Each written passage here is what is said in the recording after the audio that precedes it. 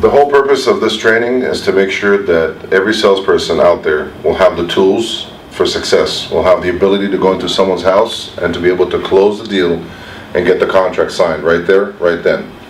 What we do first is we start with the pre-sale. Pre-sale means what do you do before you even go to the lead? That is one of the most important things that a salesperson needs to understand. It's the mindset you have as a salesperson before you go into someone's house. So the question you need to ask yourself is, what do I do in the morning when I wake up that makes me feel good? Because sales is all about energy. If you go out there and your energy is not in the right place, it's going to show. Our goal is to make sure we create some sort of a professional state of mind where we know how to do the separation. We have to have that switch of on and off when we go into someone's house. So again, the question you need to ask yourself is, what do I do to feel good this morning? You don't have the choice. You have to make sure that when you wake up, whether it's jogging, whether it's praying, whether it's taking your dog to a walk, whether it's eating good breakfasts, drinking coffee, watch something, listen to music, go to the gym, whatever works for you. This is exactly what you need to do to make sure that when you go out there to your day of sales, you have the right mindset. You're focused, you're motivated, and you are committed to the process. This is something that every salesperson has to have a process and has to have this mechanism in them. And it's something you can acquire.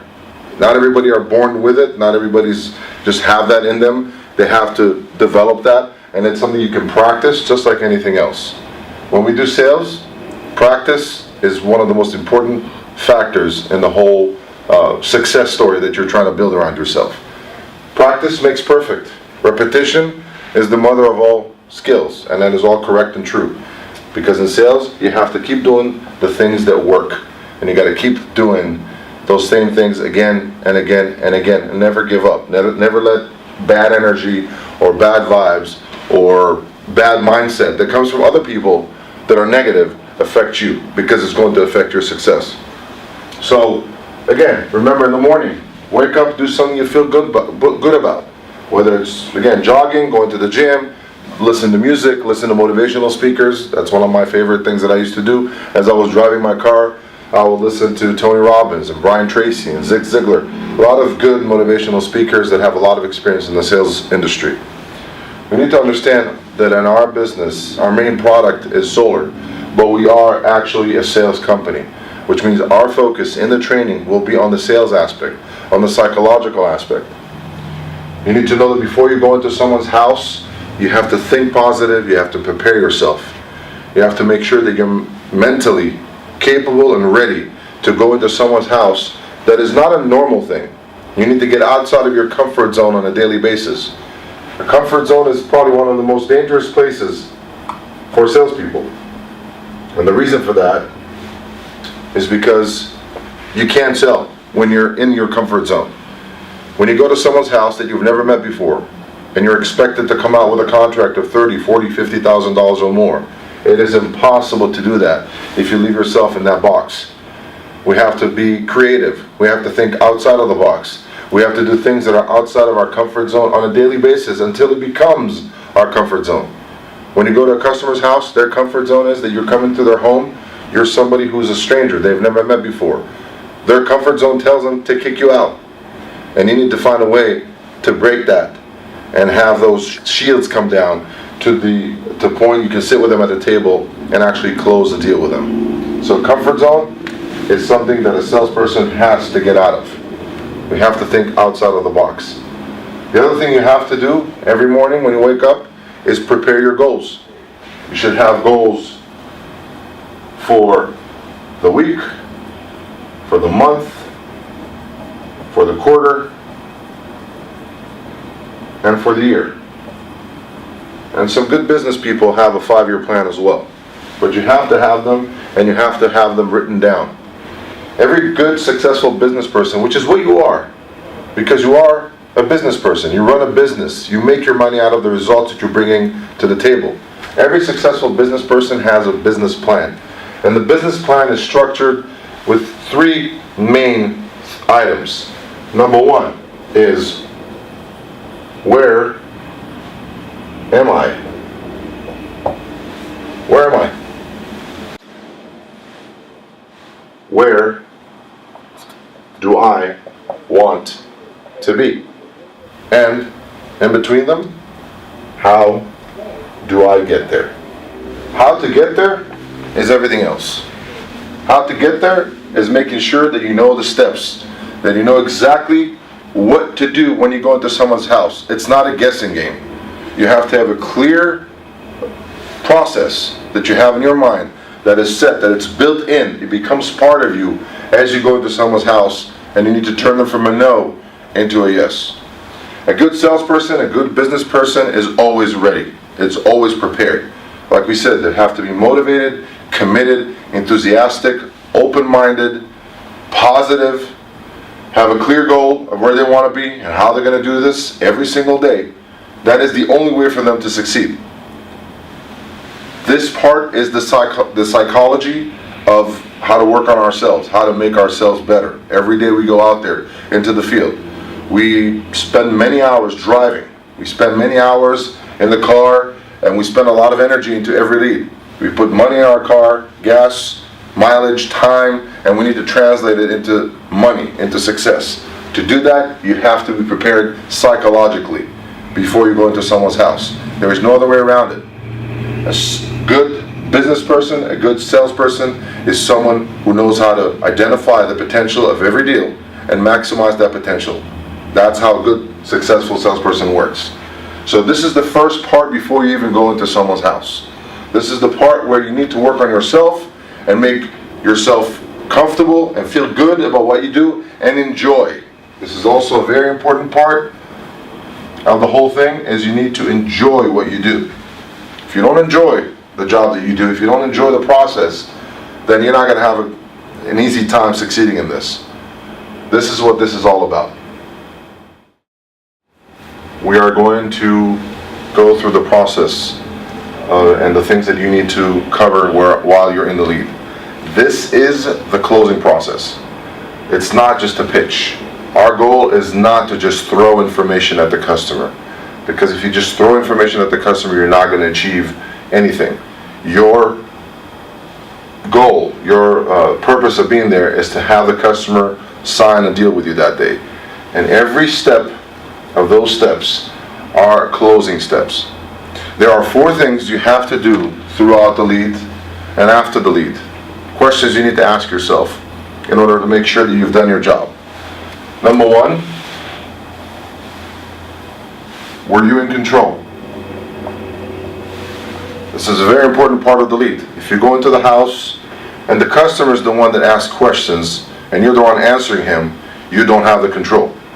If you go into someone's house and you don't decide where you guys are going to sit and how things will be set, when you're going to get up and take a look around, then you don't have the control.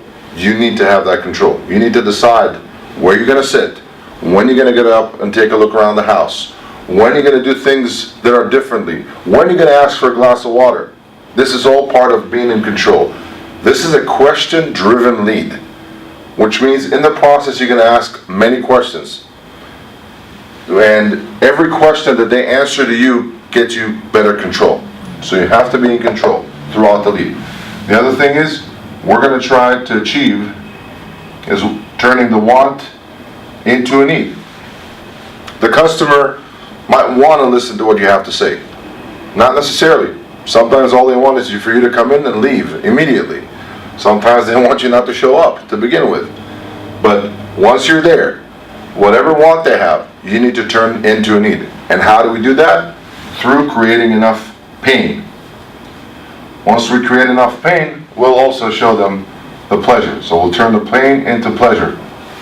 Now, when do we want to close the deal? We want to close the deal today. So in order for us to do that, we need to also create urgency. These are the things we have to do in the lead. These are the questions you have to ask yourself. Was I in control? Did I turn the want into a need? Did I turn the pain into pleasure? Did I create urgency? You need to understand that the reason why we ask questions is to penetrate the subconscious mind. The human mind is structured where 10% is conscious and 90% is subconscious. Where do people buy from? People buy from the subconscious mind. So our job is to go through this and have them buy through their subconscious mind. Asking questions, we achieve three main things. Number one, we keep the lead interactive. We keep the customer engaged. Number two, we get information. And number three, we make the customer think. The minute you ask a customer a question, they need to think. And when they think, their subconscious mind thinks as well. So this is what we have to achieve. Control, want to and need, paint to pleasure, create urgency. All that is structured within the lead, within the closing process. We're closing from minute one. We close the minute we knocked on the door. This is how this whole process works. It's a closing process. You don't just close at the end. You're closing from minute one.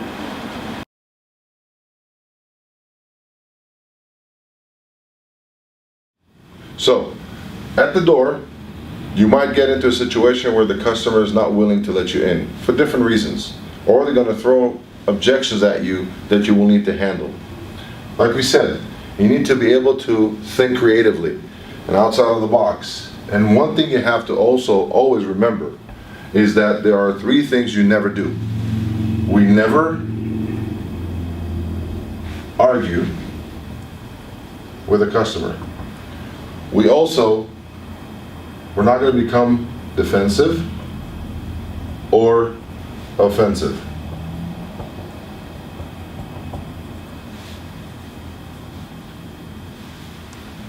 We can't do any of those things, because the minute you do that, you're going to get the same reaction from the customer and you lost your chance of selling anything. If anything, we take their side. Our job is to take their side and understand where they're coming from. You need to see yourself as a lion that goes into their house right now. Think about it. If you would have seen a lion walking down the street right next to you, what would be your reaction? You're not going to try to pet him. The first thing that's going to come to your mind is, how am I going to run away from here and how fast? Or do I have a gun? But obviously we don't have any of those. So when you go to someone's house, that's how they feel. Now you got to show them you're not a lion, but you're a small, cute cat. And then they can become comfortable with you. That's all part of breaking the ice, which we're going to get into in a few minutes. So again, never argue, don't be offensive, and don't be defensive. Now, what kind of objections you might deal with? So the common objections we get from customers, since we are dealing with mainly cold calls, and we deal with telemarketing, we have different objections coming from customers. We don't know exactly what to expect when you go to someone's house. A common one will be, I was told it's free. Is it free? Or, I was told you are from the utility company or the government. That's what I was told. Are you from the government? Are you from the utility company? Also, I want the calls to stop. That's another objection. That's the only reason you're here right now. I just want the calls to stop, so you're here, tell them stop calling me, leave. And the other one is, I just want price. I've done my research, I know what's going on, all I want is your price. So how do we handle those?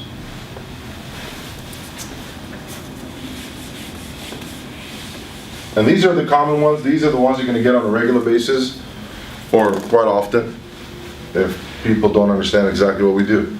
And again, it's not that anybody promises them that it's free. It's not that anybody promised them that you're from the utility company. First of all, you have to separate yourself from the marketing or the telemarketing. You need to tell them, these are a referral company that referred us to you. I do not know what they say and how they say things. It is not my job. But, and this is where you're going to get into explaining what we're here to do. They need to understand that the telemarketing again, it's a separate entity. It's not us. Don't try to be defensive, which means don't apologize. You haven't done anything wrong. It is not your job. So, again, I was told it's free. How do I handle that? The way I would handle it, again, I would turn it around. Don't apologize. Don't say, well, Mr. Customer, it's not free, or what. Do not go that route. If anything, show them the option, the alternative. The way I would handle it, I would tell the customer, Mr. Customer, so they told you it's free? Nobody told you you're about to make some money? You just turn it around. The minute you tell them that, make money, what are you talking about? Let me explain. Your goal right now is to go in the door. That is your goal, to go in the door and talk to the customer. So you need to overcome that. Very easy, simple, short ways of how to overcome those simple objections that for you might look, if you're not experienced enough, as a big deal. Is it going to work every single time? No. But it will increase your chances of selling if you actually do your job and you follow those instructions. I was told you are from the utility company, from the government. Let's say most of them will be from the utility company, whether it's PG&E, SDG&E, Edison, LADWP, all the utility companies that are out there. The common salespeople will say, no, I'm not from PG&E, I'm not from the utility company, I'm from a solar company, I'm trying to show you how to save money. It is not the way you want to do it. The way I approach it is I would say, Mr. Customer, no, I'm not with the utility company, but let me ask you a quick question. Why would you want the utility company in your house? When was the last time you got any good news from them? Or the government, for that matter? I know that's what I was taught, to run away from people trying to go after my money. So the utility company have never given you any good news. When was the last time they called you to say, hey, here's a $1,000 gift, or you don't have to pay your bill for the next 6 months? It doesn't happen. Mr. Customer, if anything, my job is to move you away from them. This is what I'm here to do. I'm here, this is a key sentence, to protect your future. People care about their future. It's not about solar. Many times you'll go to someone's house and they'll say, if it's about solar, I don't want it. I don't want to talk about it. Mr. Customer, it is not about solar. It's about protecting your future.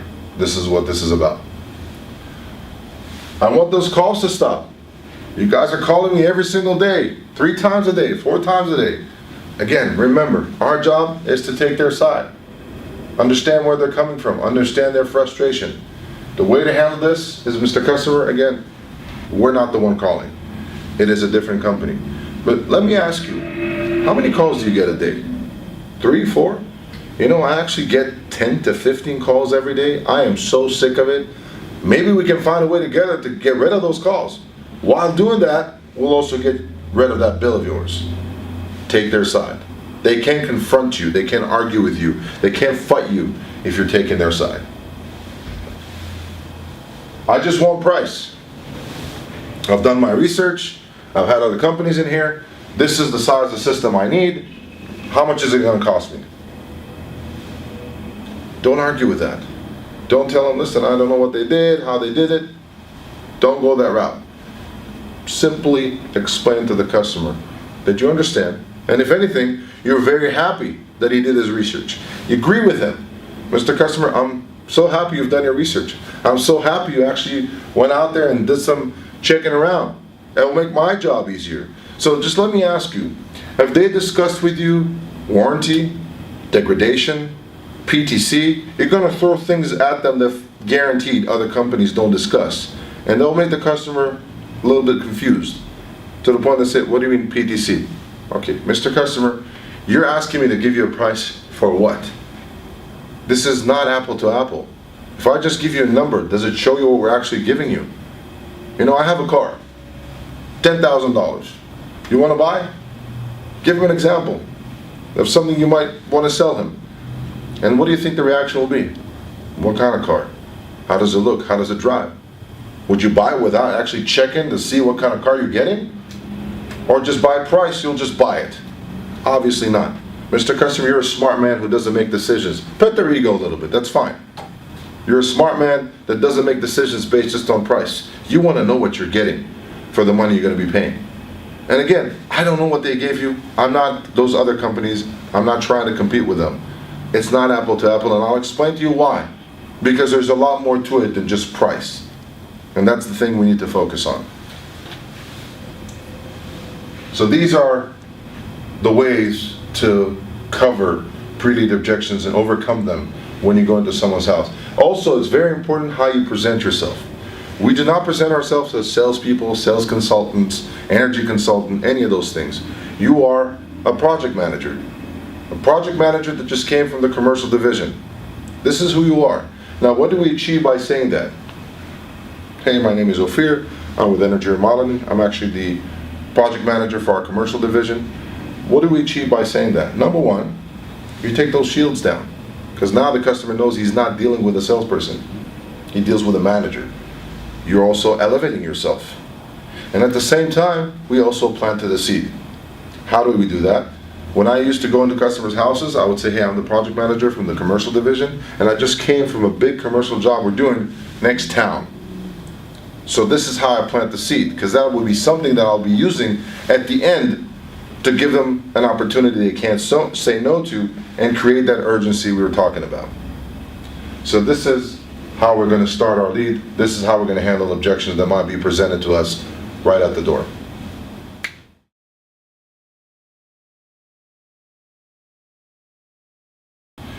So the first step, once you actually enter the house, is breaking the ice. The part about breaking the ice is extremely important, because this is how you start building trust with the customer. A customer will not buy from you unless he feels comfortable with you and unless he trusts you. This is where this part, at least it's the start of it. And how do we do that? We need to find common grounds. So when you go into someone's house, you got to look around. You got to observe and learn and educate yourself on, who is this customer? What is he like? What kind of car does he have outside? Maybe he has a boat, maybe he has a jet ski, maybe he has this art that he likes, maybe he has this pets that he loves, a dog, a cat, whatever it is, an alligator, everyone in his own thing. So you got to find those common grounds through that. Sports, you see that they're a fan of a certain sport, a certain team, in baseball, football, whichever, basketball. Connect through that. It's easy to connect through that. It's very easy to find common grounds with a customer who likes what you like. And you got to find a way to like what they like. You got to adjust yourself accordingly. So finding common grounds is usually very easy just by looking around. I found myself getting connected with customers by looking at some art that they have in their house that they created. It's very easy, whether it was some statues they used to make, or some jewelry that they used to make, all kinds of different things that made it easy for me to connect with them. So I'll always find a way to connect with them. They love one of the football teams out there. I'll talk about football. They have a TV show that they like. I'll talk about that. So I'm always going to find something to talk about while I'm asking different questions. And as we said, this is a question-driven lead. We need to ask as many questions as possible to get as much information as possible, but you can't throw it at them like it's a survey. You've got to do it as you get friendly with them. There are 3 things you would never talk about. Number 1, politics. Don't talk politics. You will not get away with that. Unless they start first. If they're Republican, be a Republican. If they're Democrat, be a Democrat. If they're independent, be independent. Whatever it is they like, you like. The other thing is, don't talk about religion. Another thing that's very hard to get out of. We're not there to fight with anybody. We're not there to create an argument. We are there to help them, to protect their future. And sex. Don't talk about it. Again, if they talked about it first, maneuver through it, but don't get into it too much, because it could bring you to the point of no return, which is, you don't want to go there. Remember, we only have one chance to close these people. This is one take. There's no second take. And there's no second chance for first impression. That's why you got to do your job properly to begin with. Also, make sure that when you go into someone's house, you look presentable. You dress well, you're shaved, you're clean, you smell good. If you're a smoker, make sure you take some mint. You have to be presentable because like I said, there's no second chance for first impression. So, find common grounds. Talk about things they like. They have family pictures on the wall. Talk about their kids, their grandkids, their siblings. Whatever it is that they connect to and they like, talk about that. While doing that, we're going to ask some questions.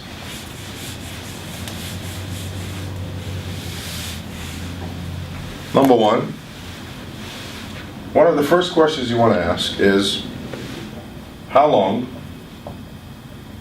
have you been thinking about it? Thinking about going solar?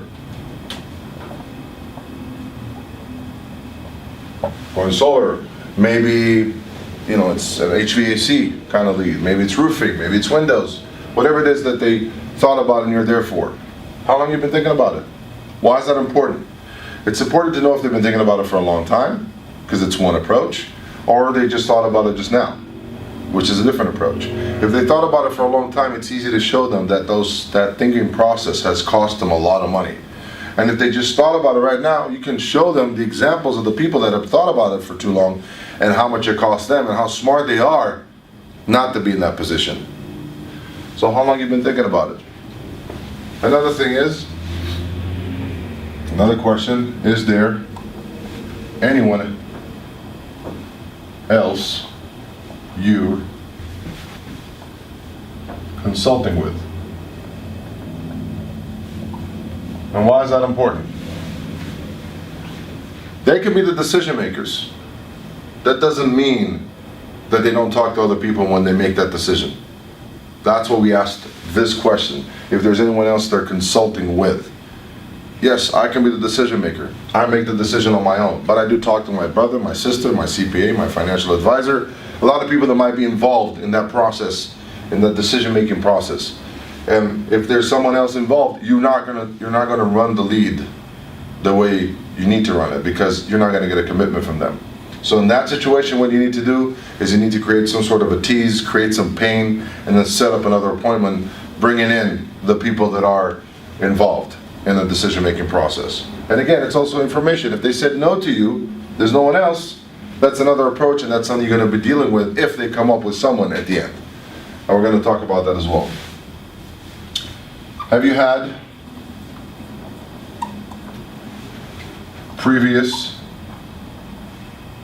consultations for solar?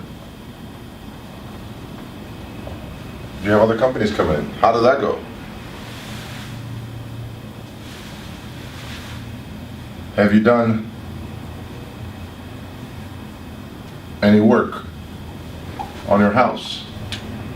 I want to know if they've dealt with contractors in the past. And how did that experience go? Was it good? Was it bad? How they chose that specific contractor? We want to get information.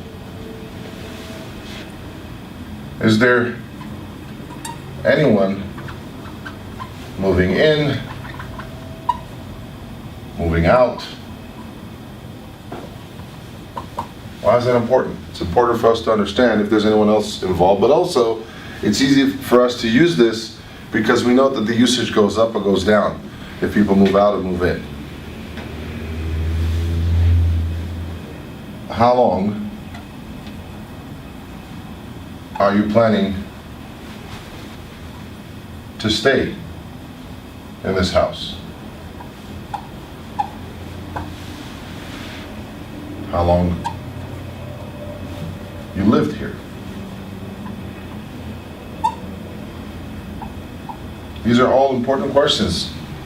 How long have you been living in this house? Well, 15 years. So this is not just a house, this is home.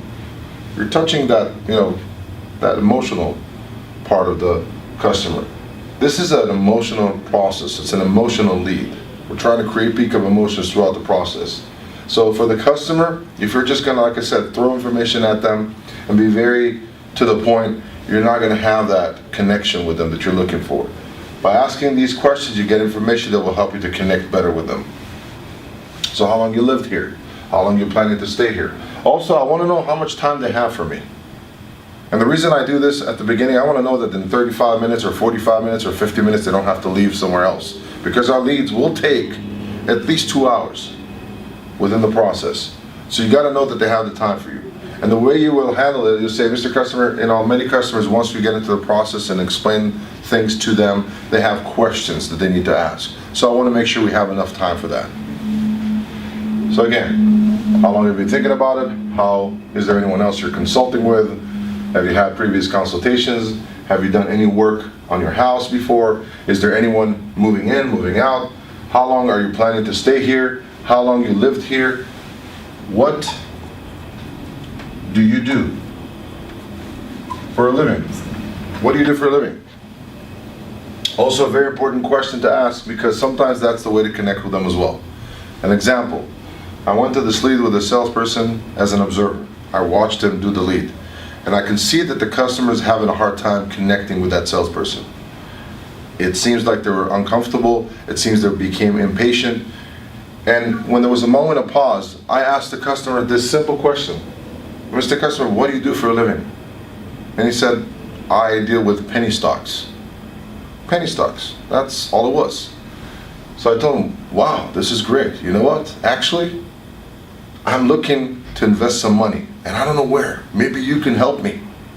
That was it. 2 hours later, 3 hours later, we had a $43,000 contract in our hand. That's why we got to make sure we cover everything in the lead. There's many questions you're going to ask in the lead, and there's about 100 things you're supposed to do in the process. You never know what will be the one thing you said or the one thing you didn't say or didn't do that will either get you the sale or cost you the sale. Those questions, as I said, you don't throw it up at them. You're just going to do this as part of the conversation with the customer, as part of breaking the ice, finding those common grounds, and make the customer feel comfortable with you. Don't limit this in time. As long as it takes, it's no problem. But make sure you ask those questions.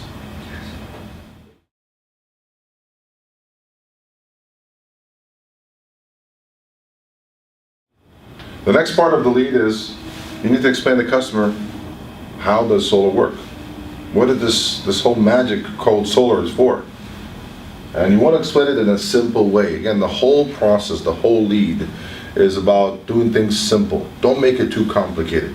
Don't use too much of a high language, just you keep it simple, keep it simple with the words, with the verbiage. Make the customer understand. That is our goal. We want them to understand what we're doing over there. So when we talk about how solar works, Mr. Customer, again, a question. Any idea how solar works? Well, I kind of have an idea, but let me explain to you. We have the sun. It's up there every morning. So far, they haven't found a way to tax it. Maybe in the future, who knows? But for now, it's free. And the sun actually drops to the ground every hour. The amount of energy that can be enough for a whole year for the world population. And we're not using enough of it. Now we found a way at least to use it somewhat. So what happens is the solar rays, the sun emits solar rays onto these solar panels that we install on your roof. This is on your roof basically. This is the house, more or less.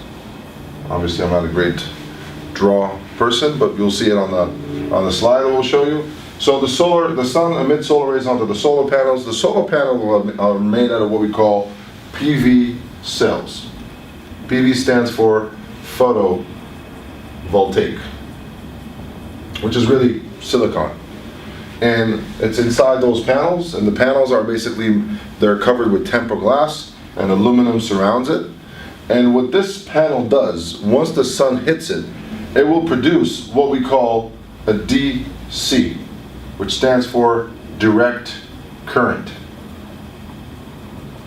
which is kind of going in a straight line. If you try to run a DC, a direct current, into your light bulbs or into your sockets, what's going to happen, Mr. Customer? You ask that as a question. Obviously, nothing's going to happen, or maybe it will even blow up. So what we have in our sockets, in our G boxes, in our light bulbs, and everything that we have in our house is AC, which is alternate current, which goes kind of like this, impulses.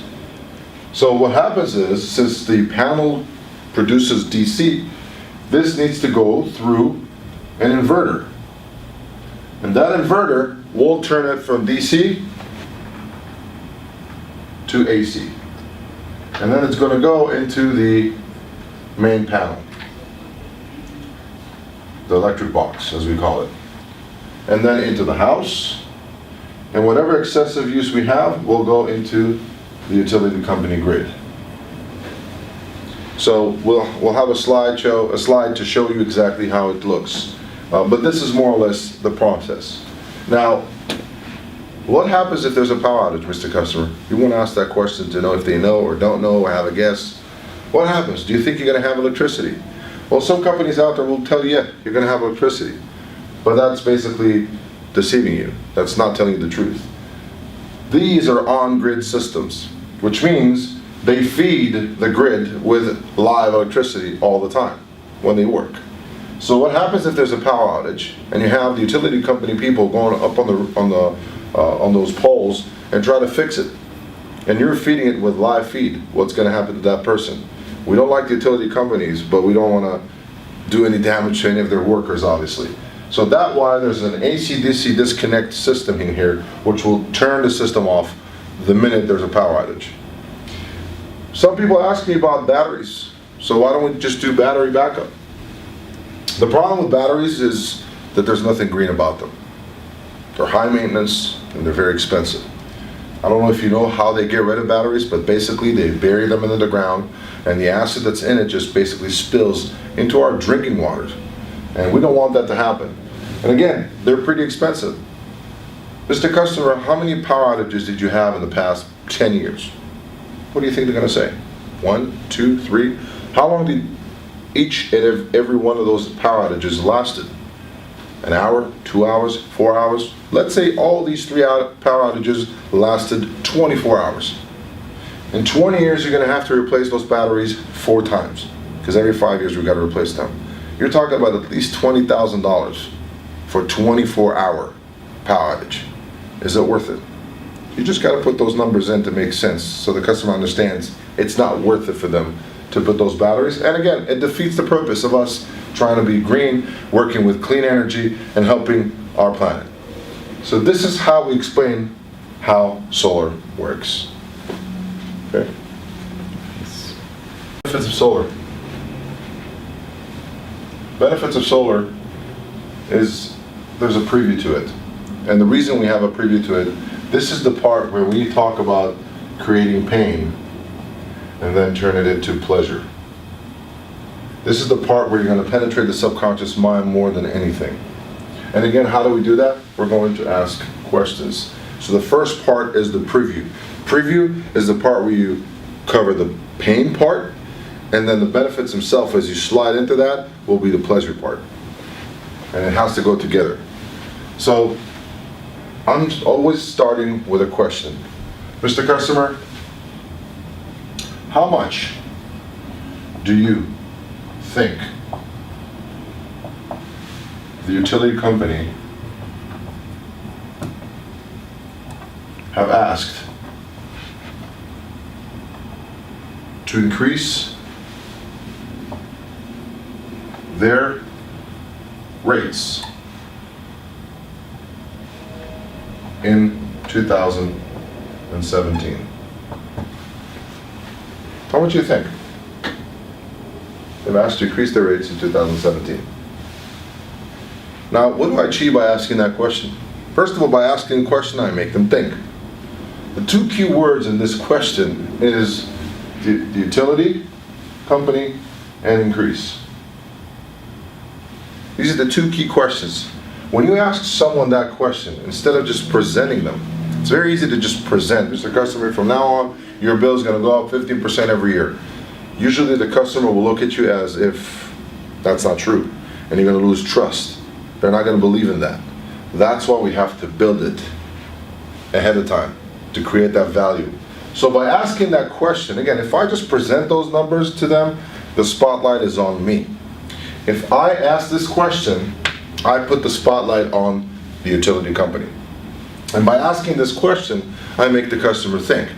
And the customer, out of the experience we've had in the many years that we've been doing this, when we ask them that question, immediately the response will be, I don't know, but probably a lot. Nobody ever thought that the utility company is going to decrease their rates, because it never happened. They all think about how these guys are going to try to reach into my pocket again, into my hard-working money.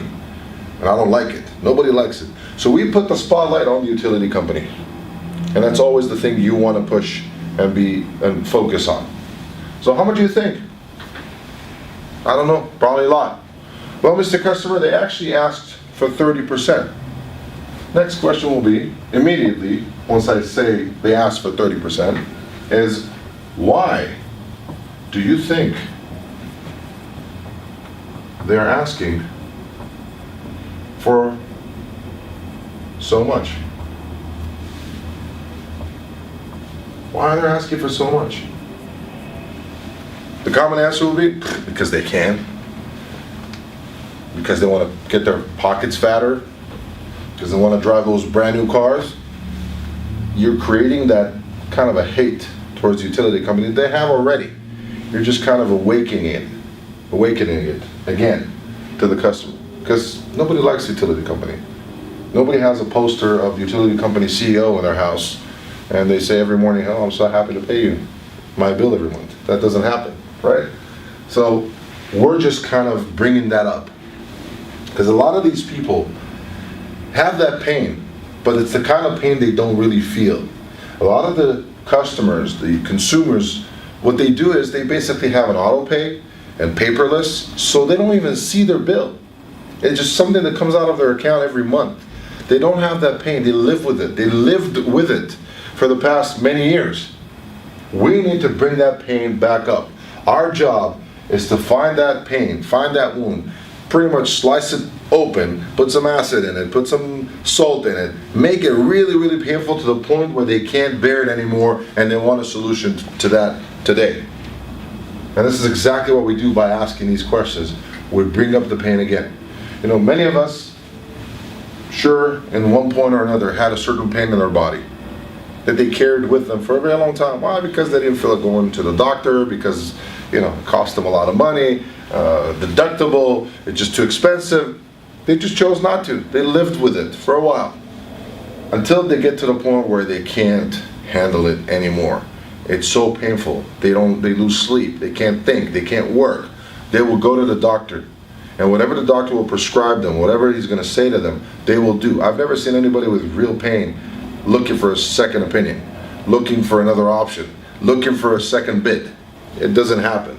And this is exactly where you want to be, because you're there, right then, bringing that pain to a level they can't bear anymore. They would want to get the solution, that medication, today. So, why do you think they're asking for so much? Now you're going to give them some reason they can relate to, they can understand where it comes. So the first thing, Mr. Customer, there's a matter of supply and demand. Supply and demand. Here's another question that I asked the customer. Mr. Customer, can you honestly tell me you're using the same electrical devices you've used 10, 15 years ago?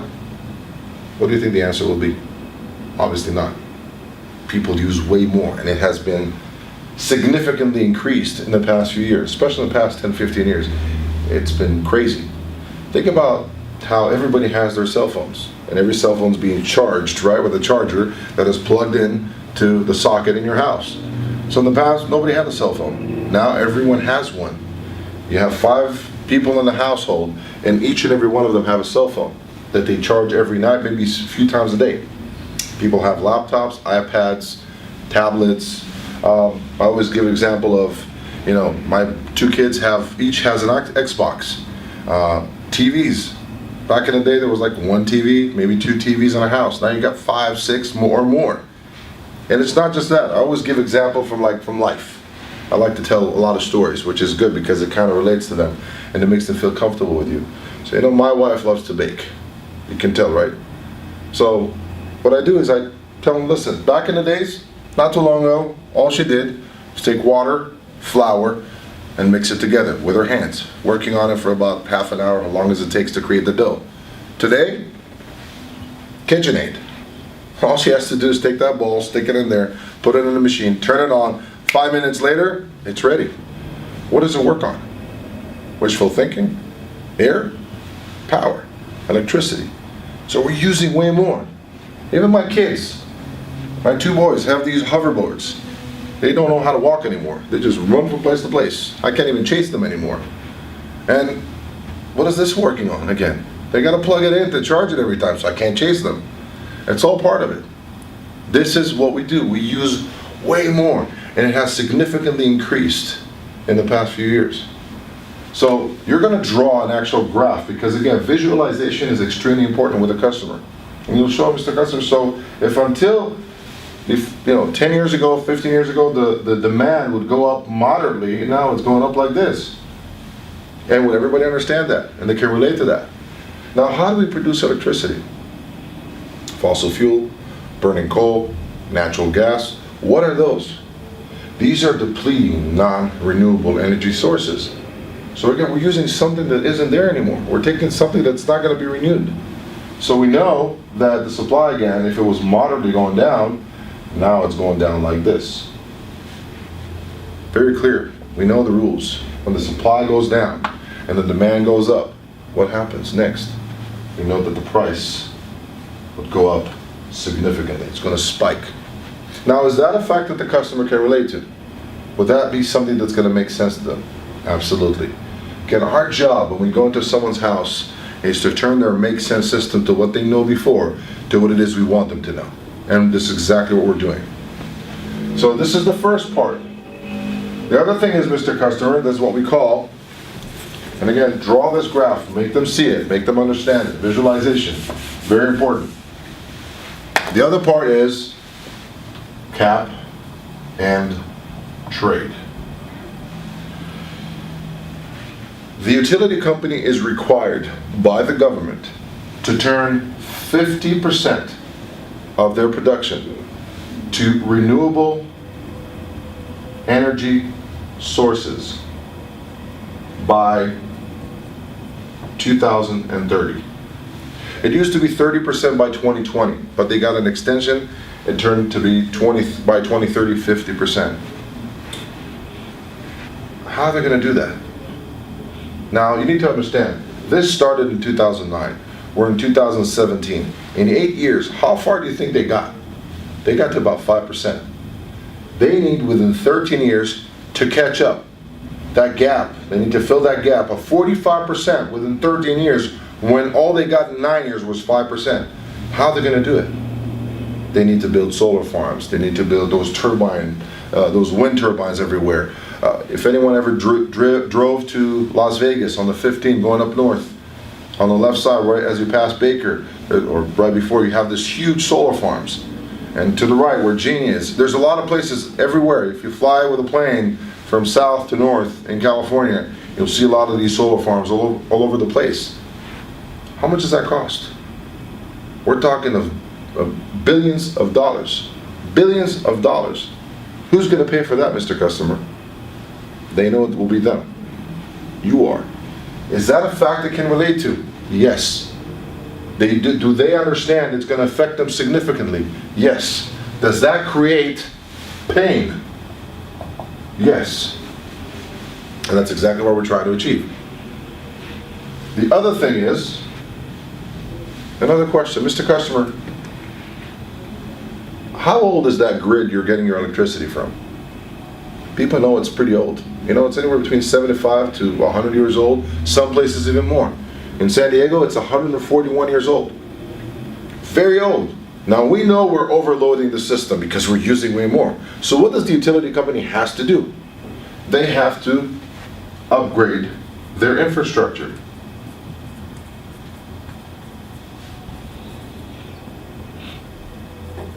How much does that cost? Again, billions of dollars. Who's going to pay for that, Mr. Customer? You are. Basically, I should thank you on behalf of my existing customers for paying for their solar system. A little punch under the belt. Not a bad thing. It hurts them, and they're pissed. And that's exactly what you want to achieve. Is those facts are facts that they can relate to, they can understand it, they can verify it, it's clear to them, and it creates this momentum you're trying to create. It creates the effect you're trying to create. So from here, I'm going to take the customer in a smooth way into a pain that will switch into pleasure, which will be talking about the saving. Saving is the first part of the benefits of solar. So the way I'm going to do the switch is I'm going to say, Mr. Customer, so being conservative, let's say your bill is going to go up only 15% in the next 15 years. Do you have any idea how much money you'll be paying? They probably won't know. And at that point, you are going to present that spreadsheet that each and every one of you will receive, and receive once you are hired, that shows the 15% increase every year. So this is the spreadsheet that you will be giving when you're going to get hired and in the training.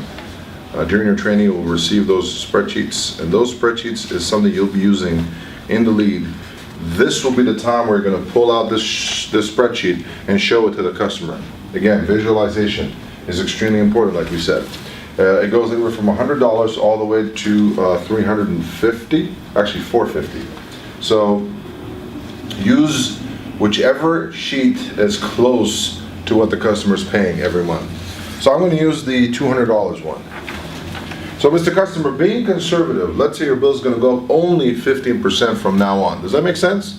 Now it will. Why? Because we already explained to them all the reasons, the good reasons, that they can relate to of why the utility company don't have a choice but to increase their rates. So being conservative, let's say your bill is going to go up from now on 15% every year. Mr. Customer, have you any idea, have you ever thought about how much money it's going to cost you? So you're going to show him at the bottom of the spreadsheet how much he'll be spending. Again, verbiage. Using the right verbiage is extremely important throughout the process. Mr. Customer, you'll be spending a little over $114,000 on electricity. Within 5 years, your bill is going to be doubled. Mr. Customer, what could you do with that money? Pay your kids' college tuition? Maybe buy another house, another property for investment? Buy that dream boat you wanted to buy, or that dream car you wanted to buy? Go on that dream vacation you wanted to go on? Instead, where is that money going to go? It's going to go to the utility company. Now, our job throughout the lead is to eliminate objections before they even come up. So I'm going to tell the customer, Mr. Customer, and I had customers telling me this will not happen. The public will not allow it. Do you remember, Mr. Customer, a few years back when they said that the gas prices are going to go to $3 a gallon? What did everybody say? Everybody said the public will not allow it. It's not going to happen. There will be demonstrations. There will be riots. People will not drive their cars. It will be a big mess. How far up did we go? We went close to $5 a gallon. How come I was still stuck in traffic every freaking day? Because the public did not allow it? Who's asking us? Who cares? These are monopolies. Nobody asks us. And what's going to happen when you get to the point where you pay over $1,400 a month? Would you be able to afford that, or are you going to have to use some candles? What are you going to do? What do you work hard for all your life? And that's what people say to themselves. I work hard all my life. I'm saving money for my pension. I'm going to pay my house off. I'm going to pay my cars off, and I'll be able to live a life. And then this comes as a surprise to them because they never thought about it. $1,400 a month. What will you do? What are you going to cut back on? Food? Medication? We as human beings want to always protect ourselves. And we do a lot of that. Many Americans out there today, what they do to protect themselves in case something happens, they buy insurances. So they buy health insurance, and they buy car insurance, and they buy home insurance or life insurance. And it's amazing. We're willing to spend tens or hundreds of thousands of dollars in our lifetime on something we hope never to use. And it's okay with us. just to have that feeling that we can actually protect ourselves, that we are protected. Now, we don't want to use any of those insurances. We don't want to get sick. We don't want to get into a car accident. We don't want to have any damage to our home. At the same time, we don't want to use our life insurance because we're not going to enjoy it, right? I always tell the joke, well, who's going to enjoy it? My wife and her new boyfriend, Pablo. Well, we want to make sure that we protect ourselves and we enjoy the insurances we pay now. This is what we're talking about. Giving you the ability to enjoy this insurance basically while you're around. This spending can turn into saving. How? By going solar. And I had customers telling me, hey, what are you talking about? Listen, I'm debt free. My cars are paid off, my house is paid off, my credit cards are paid off. I owe nothing to no one. Really, Mr. Customer? When was the last time you tried to call the utility company and ask for a payoff on your bill? Is that possible? Not possible. Not going to happen. You can't, because there is no payoff. This is the worst loan you can have, with the worst interest on it, and it's indefinite. The only way for you right now to pay off this bill is going solar. It's exactly what we're talking about. This spending can turn into saving.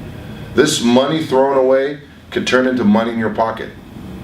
It's only the decision that you need to make, and fast, to get there. Now, you bought your house. How long ago did you buy a house, Mr. Customer? 10, 15 years ago? Why did you choose to buy a house?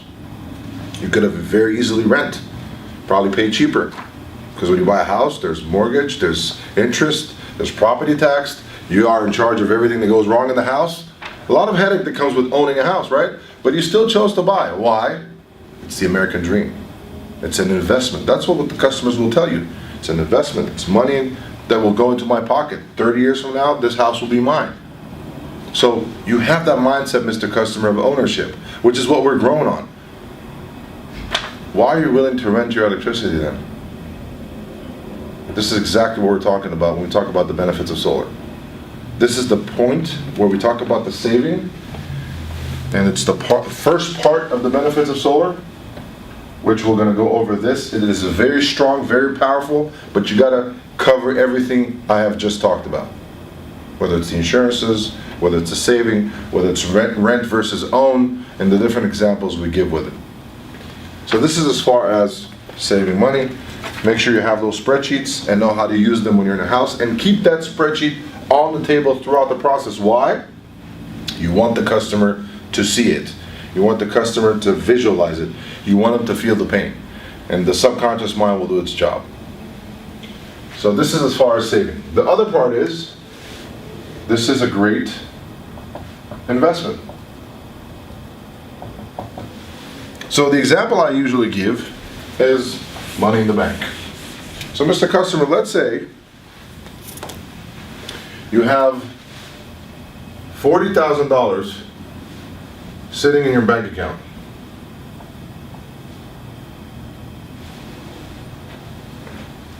How much money are you making on it? Not much. You're going to get different answers from customers. This is also a way to know if they have money in the bank or not. Some will say 1%, 2%. Well, the truth is, it's actually about 0.05%. But let's be generous. Let's say you're going to get 1% on this money. 1% is $400. $400. That's it. On $40,000. What's on top of that? Well, there's capital gain.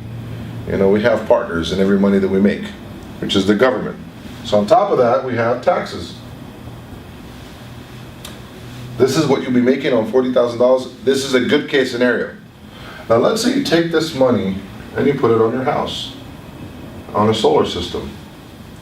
Now this is a good way to price condition the customer as well. You're throwing something. And he might say to you, wait a second, it's going to cost me that much? Mr. Customer, I'm just giving you an example. But I already planted the seed. And that's what I'm trying to achieve. So let's say $40,000. And we know you're paying $200 a month. So we know that in the first year you'll be saving money. Now, we know that we don't guarantee 100% offsetting for the system. We say we'll cover between 85 to 90% of your bill on an annual basis. So let's say You pay $200 a month. That is $2,400 a year. 90% of that will bring you, give or take, actually exactly, to $2,160. That will be your 90%. Can you tell the difference? And this is just the first year. What happens here next year? Same thing. It's not going to change by much. What happens here? We know that 50% minimum every year will affect. So this turns into money in your pocket. Now, when you do room addition, kitchen, bathroom, any kind of remodeling into your house, you pull a permit for the job, which you should, because that's what the law requires. And then you get it inspected by the city once the job is done. The first thing that's going to happen once everything is done and good, you're going to get a letter from the assessor's office, from the city, saying what? Your property tax just went up. For how long? For good.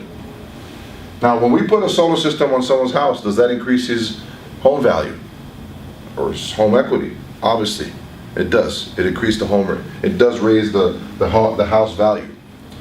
But the good part about this, since the government is actually wanting you to do this, they have exempted. So it's exempt from property tax. So this is basically tax free. This is why this is such a great investment.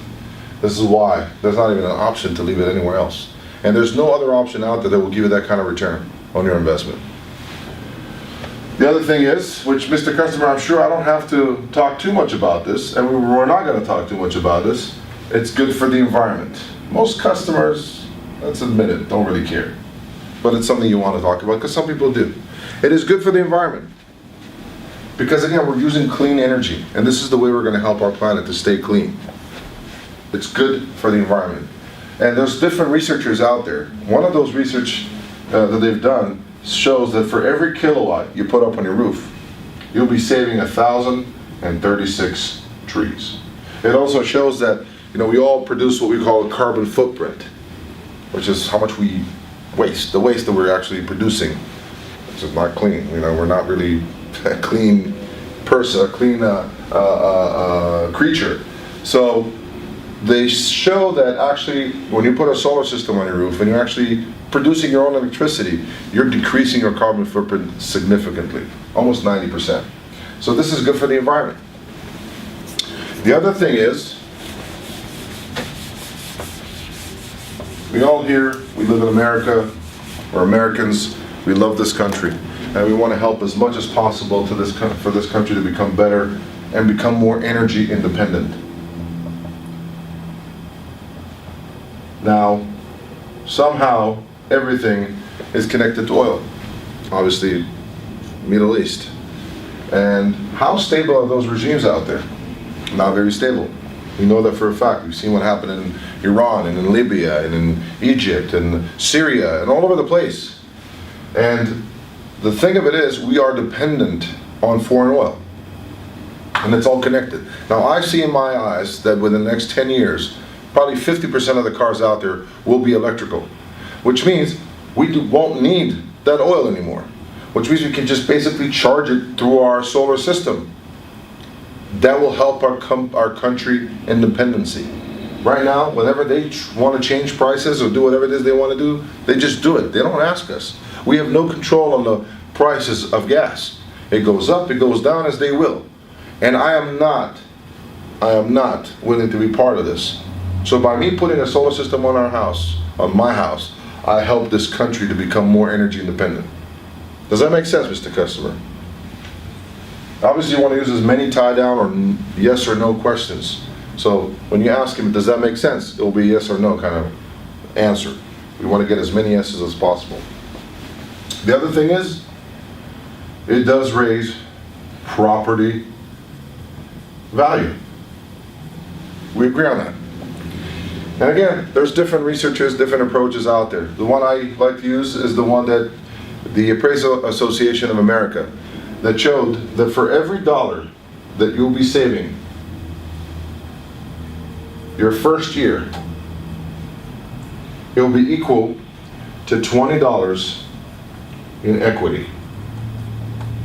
So, for example, if we know that you've saved $2,160 your first year, we've done the math previously, You're going to multiply that by 20, so your house will be worth about $43,200. Pretty sure my math is right. $43,200. The minute the system is on your roof and it's active, it increases your home value almost, actually more than what you actually paid on the system. And it's actually going to be even better than that, connecting to the next benefit that I'm going to explain.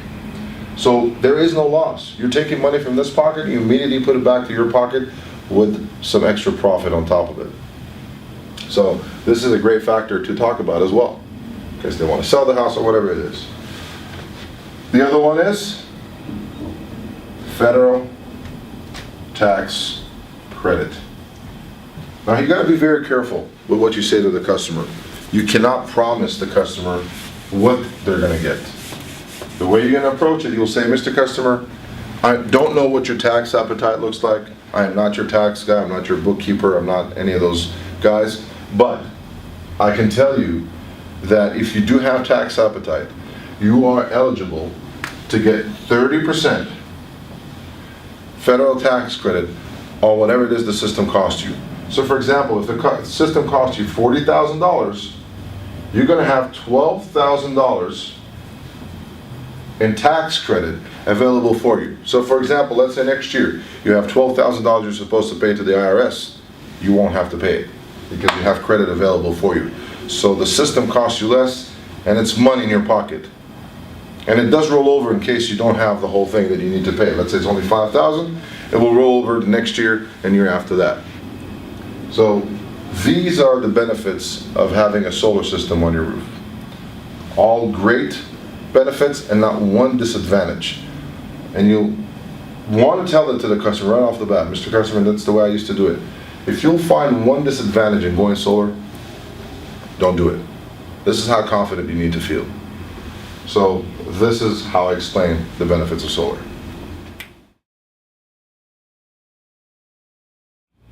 So the product part of the lead has a really small preview to it that we're mentioning.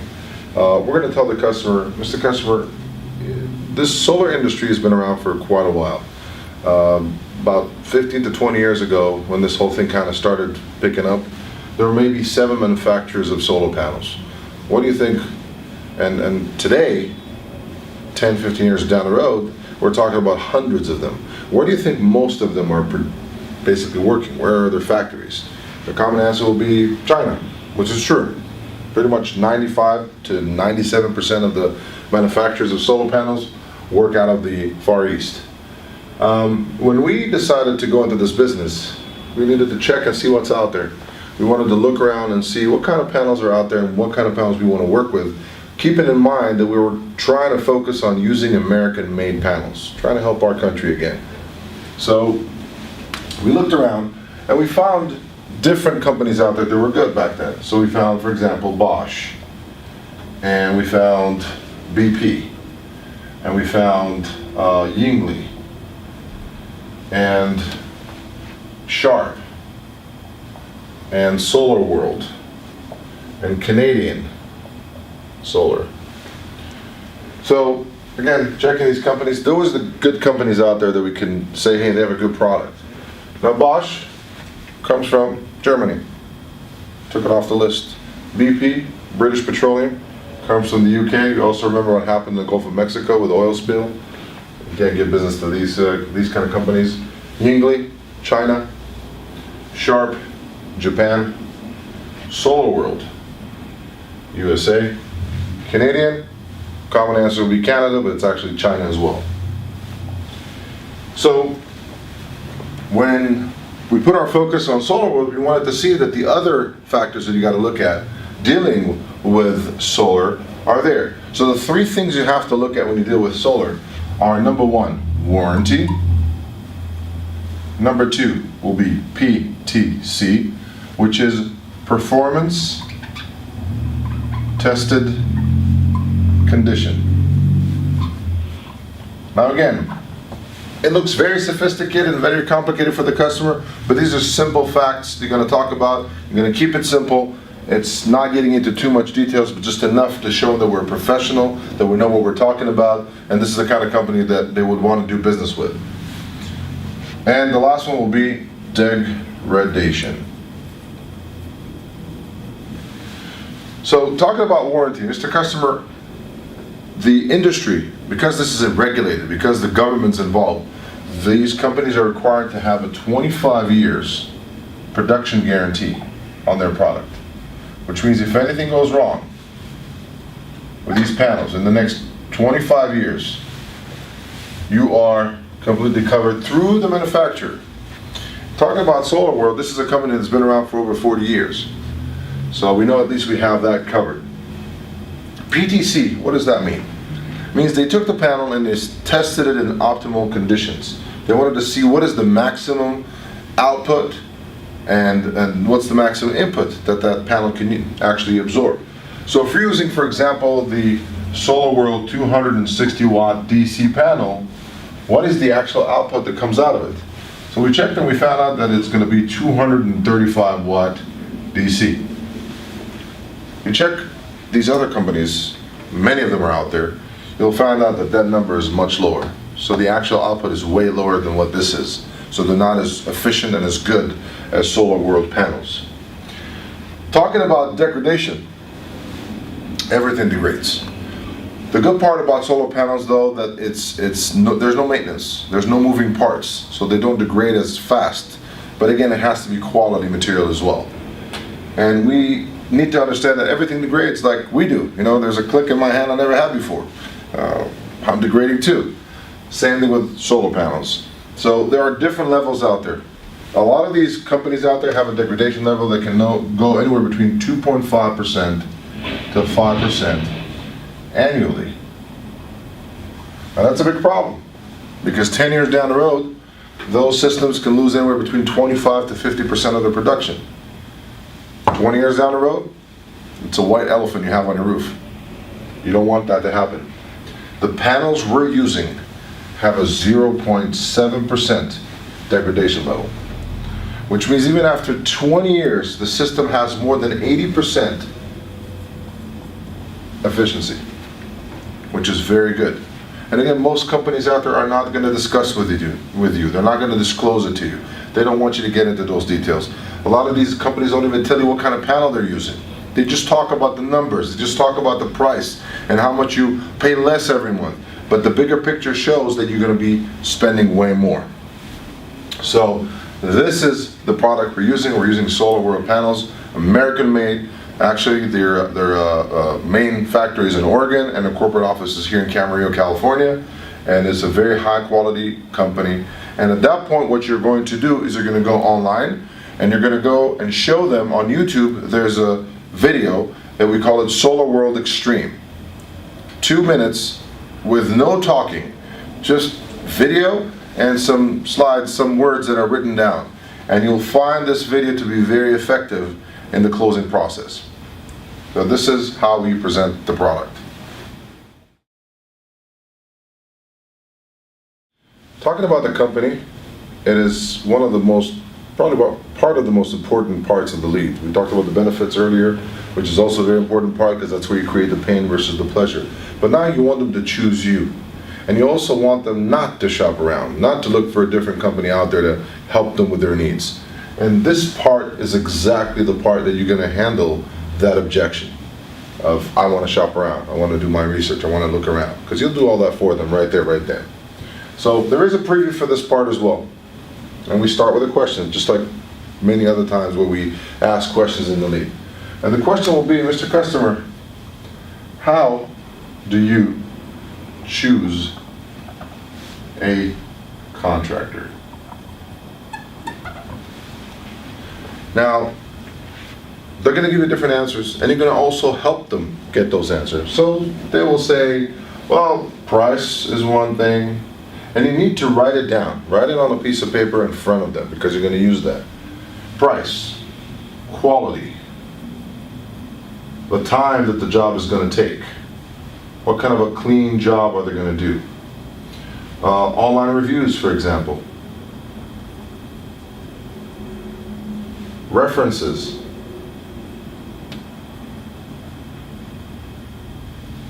These are the main things they're going to talk about. You know, price, quality, time, cleanliness, online reviews, references. Now, what is this for the customer? This is the customer's belief system. This is how they believe they should choose a contractor. Now, the common salesperson would basically try to show the customer that we're all that. We're this good. We're good quality job, right on time, very clean. We have great online reviews. We have great references. Our price is very reasonable for what we do. They'll try to show that you're all that.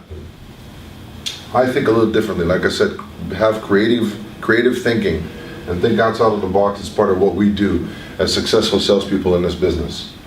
And in any business that has to do with sales. So when we talk about this, my goal, my job, knowing that this is the belief system of the customer, is to take it away. And why would I want to take it away? Because the minute I took it away, the customer has nothing to stand on. This is how he used to choose a contractor. Now, it's gone. He lost that system that he had. The ground that he's standing on is gone. What is he going to do? Now, who's in front of them when we take that away? You are. You are basically their rebound. That's how you can call it. Because they just lost something they believed in, that this is the way they did things for years, and all of a sudden take it away. But now you're there to give them a solution to something that they never thought about before. So how do we handle this? How do we eliminate it step by step? Mr. Customer, let's talk about price. Let's say you get 3 different bids. One says 35, one says 40, one says 45. Who are you going to go with? The common answer will be that they will go with the middle. They usually won't say they're going with the cheapest because it's their home and because they care about who comes to their home. If anything, they're going to brag about the fact that they're never going with the cheapest. They'll say, I'm going to go with the middle. Why, Mr. Customer, would you go with the middle? Well, because they're fair, because they're, probably in the market prices. Well, Mr. Customer, you know how many people I know that went with the middle and still got screwed? You know what the problem with the middle is? The problem in the middle is you don't know if they're shortcutting or ripping you off. This is not buying a car. When you go buy a car, it's easy. You go to 3 different dealers, you say, hey, I want that Toyota Camry 2017 with the backup camera, whatever it is. One's gonna say 30,000, one's gonna say 32, one's gonna say 37. What are you gonna go with? 30. Why? Because it's the same exact car. But in our business, there's so many other factors that are involved in the process. You just can't put a dollar sign next to them. And I've proven that time after time selling that I never sold price. We are not in the business of selling price. People understand that with what we do, you can't put a dollar sign next to it. So can you choose by price, Mr. Customer? No, probably not. And you're going to cross it off.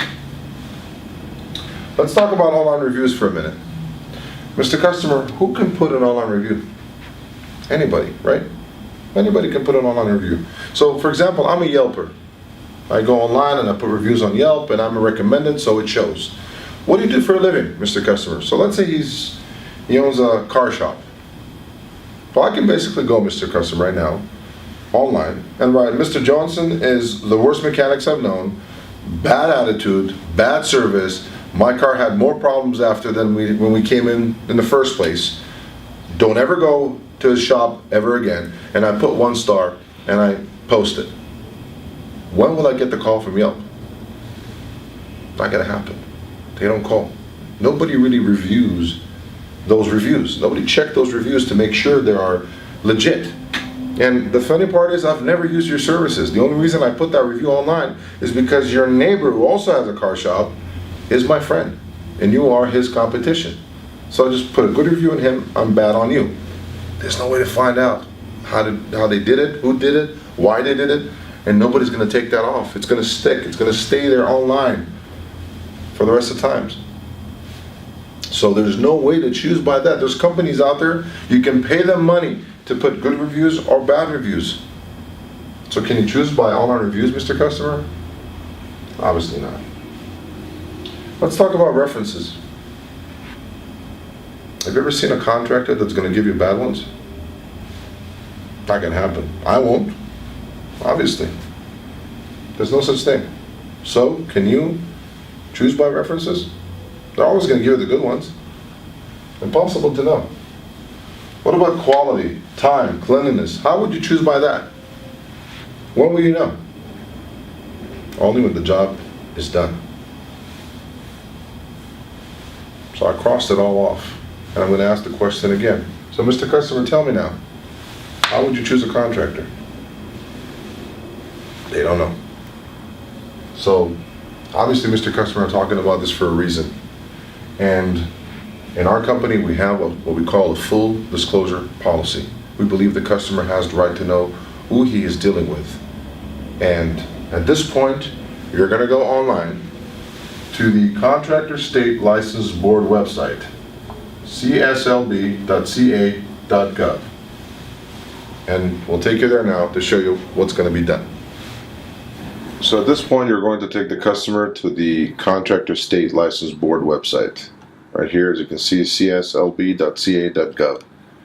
Mr. Customer, this is a government website. Nobody can change it or alter it. And this is exactly where you want to go. But most customers don't have any clue. They've never seen this website before, and even if they have, they don't know what to look for and the way to look for it. So what we're going to do is we're going to go in here and to enter the contractor license number. And I'm going to print our license number, which is 968844. I'll go back to it real quick. 968844. And search. Mr. Customer, as you can see, NRG Remodeling has an active license. It's current and active. It says right here. Now, what you're going to do is, since we do have a complaint on our license, and we're going to explain it, what this is about and how to overcome that. But at first, I'm just going to go through it and kind of scroll through it fast and just go straight into classifications. So the customer won't see the complaint just yet, and I'll explain. So Mr. Customer, in order for a company to be able to install solar, they need to have one out of the 3 licenses. And one is the C10 electrical, which we do have, C46 for solar, or B for a general contractor. As you can see, we do have a B let's and we do have a C10 for electrical. The good part about us having a B license is that we can do more than just solar.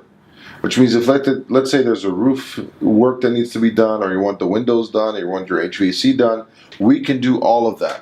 It is all under our classification.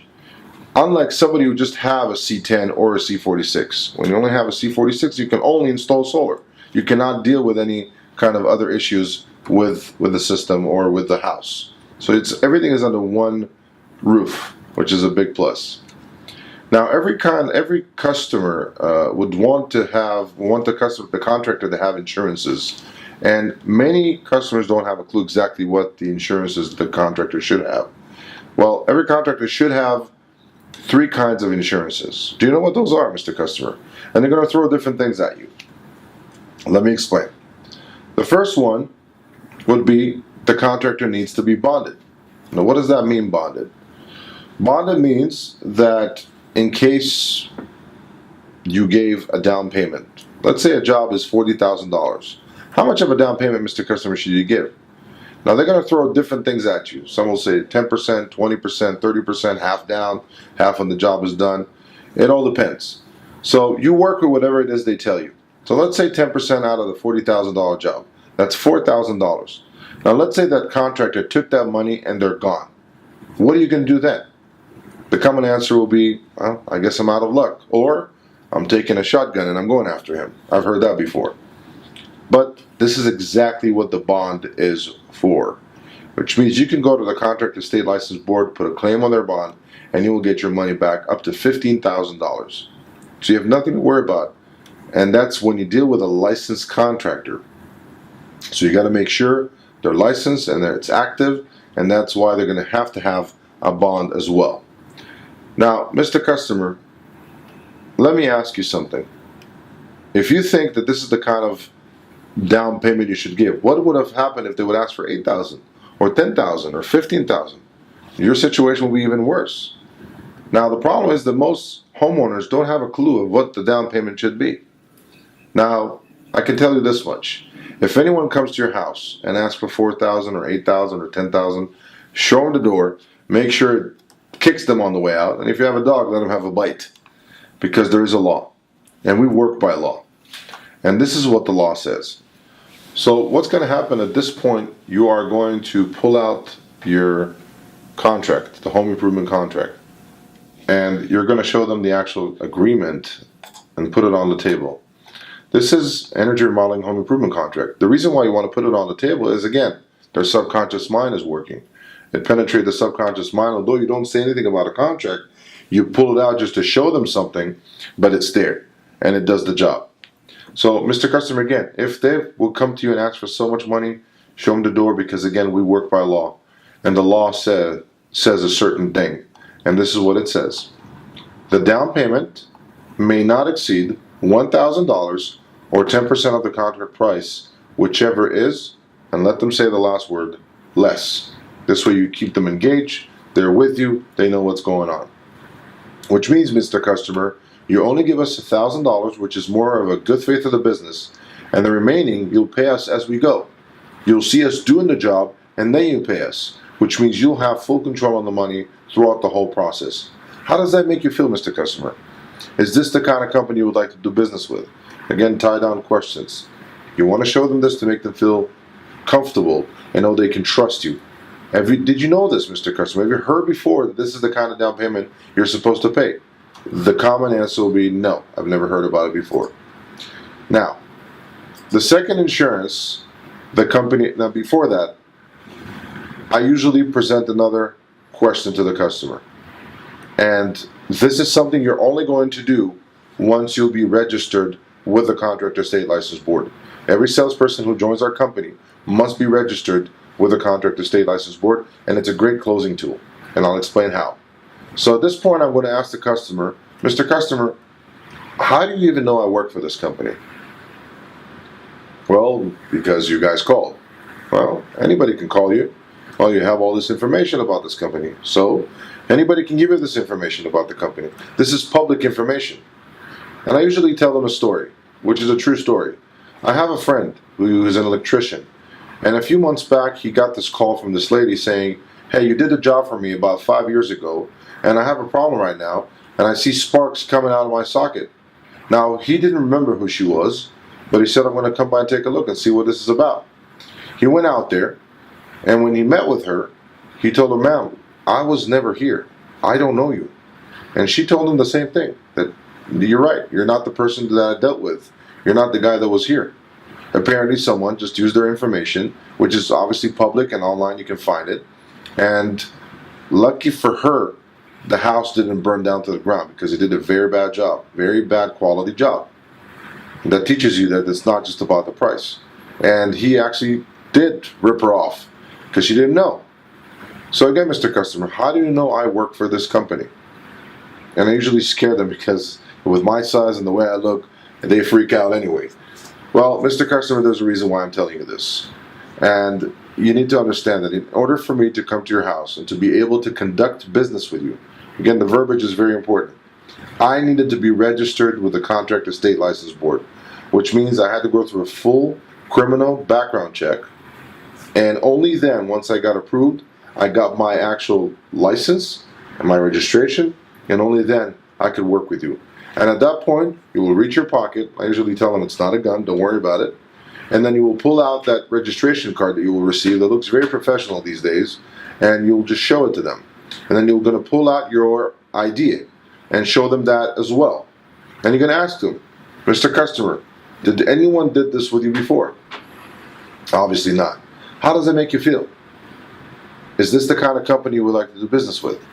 So you ask tie-down questions. You make the customer believe and understand that he's dealing with a really good company that takes care of him. Now, the second insurance a company should have, Mr. Customer, is liability insurance. Now, what does that mean? Liability insurance. It means, Mr. Customer, if there's any damage caused to your property or to your neighbor's property because of the work we've done, you are completely covered through our liability insurance. And this is it. And you will show it to the customer. As you can see, Mr. Customer, this is our liability insurance. And you can see it's valid. You can see the name of the company. And it's $1 million for each occurrence. Not only that, if God forbid anybody gets injured from your family, from your household, even one of the kids from the neighborhood drove by with their bike, tripped over a piece of aluminum that one of my guys forgot, and nobody's going to come after you. Nobody's going to sue you. They can come and we're going to deal with it. Nobody's going to knock on your door. The last and probably most important insurance of all would be workers' compensation. Now you'll be surprised to know, Mr. Customer, that only 15%, 15%, of the entire construction companies in California carries that. Why is that? Because it's very expensive. That will be the common answer you're going to get from them. Exactly. Now what happens if you hired somebody and he gave you a great deal, you really liked him, you really trusted him, you felt comfortable with him, but he never did have workers' comp, and he goes up on your roof and he gets electrocuted and God forbid falls off the roof and break his neck? What's going to happen next? Who do you think they're going to go after? You know, there's attorneys in the hospital just waiting for these situations to happen. And the problem with it is that most homeowners have no clue what the law requires. So this guy's going to come after you. What are you going to do? Is it worth losing your house just because he gave you a great deal? And most homeowners think that they can go and basically put a claim on their homeowner's insurance policy. Well, let me correct you. The homeowner's insurance policy doesn't cover work-related accidents. So you're on your own. There's a very good chance you're going to lose your home because these kind of situations are very costly. People can sue you for $500,000 or $1 million or more. And then what you're going to do. So as you can see, our company, and it shows right here, does have workers' compensation, and it actually does show on the Contractor State License Board website right here. This license has workers' compensation insurance, and it is valid, and it does renew itself every time, and you are covered in case anything goes wrong, 100%. Now let me show you what's out there. Let me show you what's out there so you know how unfortunately people fall into the wrong hands just by dealing with contractors who doesn't disclose everything I just disclosed to you. So what I do is I go to business name, check a license again, business name, and I'm just going to put in solar, because most of these solar companies, that's what the name will show. Now, as you can see, a lot of these are red, expired. A lot of these companies, because when the solar industry started to bloom, companies just came out of nowhere, just like mushrooms after the rain.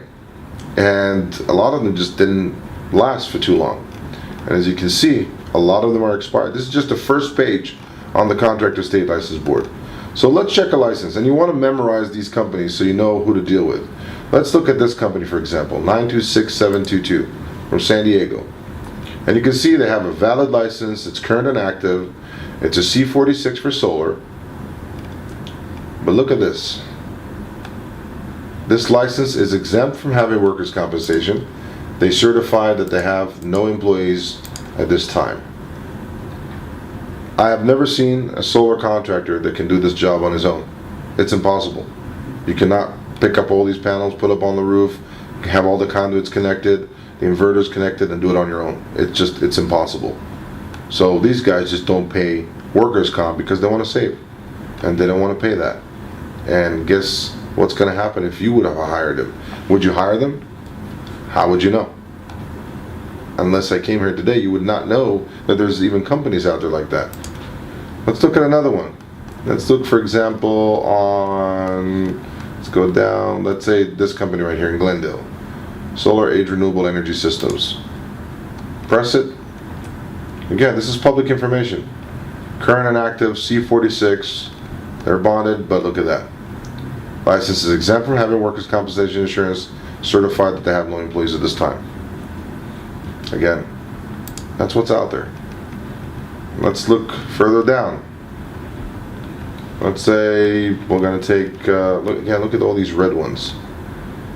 Let's say we're going to take this one, Solar Bear Construction from Davis, California. Again, active license, they have a B license, C46, general contractor, and a solar contractor. Look at that again. This license is exempt from having workers' compensation insurance. They certify that they have no employees at this time. Would you hire this guy, Mr. Customer?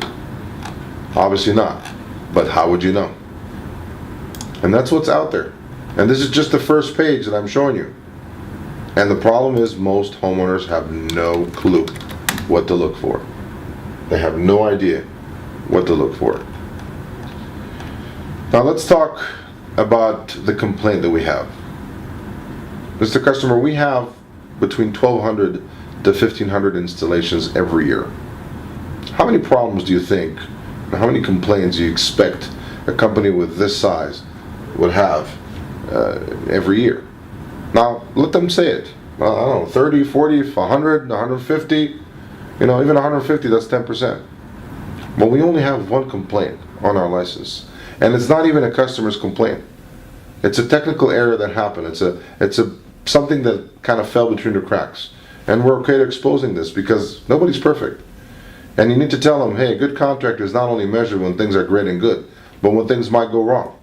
But this was really a technical thing. What happened is we pulled a permit for a solar system to get installed, and we had to do the panel upgrade as well, the main panel.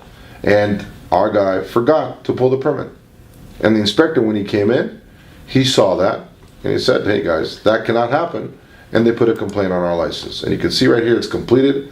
It's almost 2 years ago. And you can see that just no permit, that's it. It's not a customer's complaint. It's not an issue with anything that we did. And then you can show them an example of another company. Now let me show you what's out there. To show them what's out there and give them an example of another company, or let's say who has complaint, you can use a company that I happen to know. Let's say, for example, A1 Solar Power. You can see their license is suspended. It's a company that's been in business for a very long time. And you're going to press this, and you'll see that their license was valid. And it just got suspended for the following reasons. License is suspended for failure to comply with an outstanding civil judgment. License is suspended for failure to resolve an outstanding final liability under these different places. Pending disciplinary action. License may be suspended at a future date for failure to comply with a bond payout. And then you're going to press this, and you'll see there are pending complaints, 12 of them, out of this company alone, and it's from this year alone. And look at this. Employed non-registered salesperson, departed from trade standards, misrepresented facts on application, failed to comply with contractor's license law, misrepresentation to obtain contract, no required experience, failed to exercise qualified responsibility, willful or fraudulent act, exceeded contract amount, no written contract was provided before work began. Should I continue? You can see that this is a problem. And the problem starts with people not knowing. And people can still hire this company just because they don't know. They don't know where to go. They don't know what to look at. And Mr. Customer, you don't need to go anywhere, because now you can deal with energy remodeling. There's a very good, clean license, and we protect you and cover your back 100%. That is how you present the company. After we presented everything to the customer, we pretty much went through the whole process of breaking the ice and explaining about solar and explaining about the benefits, explaining about the product and the company. Then we get to the point where you're pretty much closed on to the customer and convinced them that we're the right company to work with, we use a high quality product, and that it's a must for him to do something about it. Now we get down to the numbers, and then we need to present price. When you present price, you will write it down in a way where the customer understands that, for example, if we sold a 5 kilowatt system, and we know that our minimum is $6 per watt, so let's say we start at $9 per watt, this will be a 45, and never put a round number. Do it like $45,780. In this situation, and of course you don't present to the customer the price per watt, you just do this math in your head. You need to understand that you should never start low. And why is that? Because you can never go up when you try to negotiate. You can always go down. But you gotta keep that margin space for yourself so you can negotiate with the customer and give him an opportunity that he can't say no to. So when we put this number in, $45,780, we write that this is going to be their out-of-pocket. expense. On top of this, Mr. Customer, you're gonna have your federal tax credit. It's not on top, it's actually what could be deducted. Federal tax credit. So 45,000 give or take, we're talking about 13,500 give or take. So your net investment, Mr. Customer, will be, in this case, it's 32,280. This is the first way to approach it. Now, at this point, you are not identifying again what the needs are or which way to go financially with the customer. What kind of, is it cash, is it finance? Now, the minute you wrote it down, because again, you assumed right off the bat that they're gonna pay for it out of pocket. When you write it down, the next thing you do is you keep it quiet. You do not talk to the customer, you do not respond until he says something. Don't try to tell the customer, this is a really good deal, this is the way you should go. That's the wrong way to do it. You squeak, you lose. The customer needs to be the first one to say anything. And that will direct you into handling the objections. You want to get the objection of oh, it's a lot of money. But with a lot of money we can work because we started high enough so we have room to play with. If it's just about the money, that means they want it, they need it, they like it. You will reassure them about that fact. You're going to ask, did you like everything? Are you happy with everything I've showed you? Is this the route you would like to take? Do you believe that this is something you have to do? You want to get as many yeses as possible. Closed questions, not open-handed questions. Closed questions where it's a yes or no. You want to get as many yeses as possible to make sure the customer is with you on everything else, and it's only a matter of numbers. Then with the $9 per watt, or $9.50 or $10, don't be afraid to leave a high price. And usually salespeople are afraid to leave a high price because of the customer's reaction. Well, I guarantee you that no matter what price you're going to give them, the reaction will be the same. Whether it's $30, $40, $50, or $100,000, it's always going to look like a lot of money for them, which it is. So it's always better to start high enough and have that room to play with, and not worry about the reaction, because we have room to play, we have room to work with the customer and negotiate it. So when we start here, now we have something to work with, and you got to wait for the customer's reaction. You could say, well, it's a lot of money. I didn't expect it to be that much. My reaction to that will be, Mr. Customer, so how were you thinking about paying for this? Were you thinking about paying cash, or would you want to finance this? See what the reaction that comes from the customer, but now you're already putting him in a mindset of negotiation. So it's not about doing it or not doing it. It's just about getting the right deal, getting the right terms for them to do it. And we have a lot of options, and you explain it to the customer. We have different options that we can help you with if you're looking to finance this. Now, obviously, separate training for different finance options that we have in a company that you will go through in your training will explain how to do that. The key thing is, don't ever give the customer too many options. Because if you tell them you can do this, this, this, or this, it gives them options, and it's a good excuse of, let me think about it, let me see what works best for me. We don't want to give them that option. We want to get the deal today. We want to create that urgency today. So what's going to happen is you're going to give them one option at a time, and you're just going to move it out off the table if it doesn't work for them. So you start with cash, you go to maybe standard financing, then you go to different pace option, see what works for the customer until you find the right thing that works for them, and take it from there. Now, there could be a situation where you're going to get different objections from the customer. And it's not just price. Most of the times, if you don't get the price reaction, the price rejection or objection, it will be because something was missing in the process. So you need to know how to handle it in case you did miss.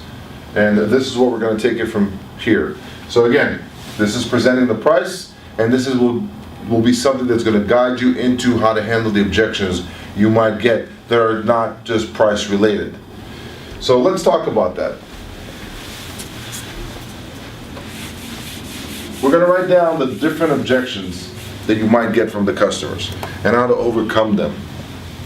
Common ones are, I want to think about it.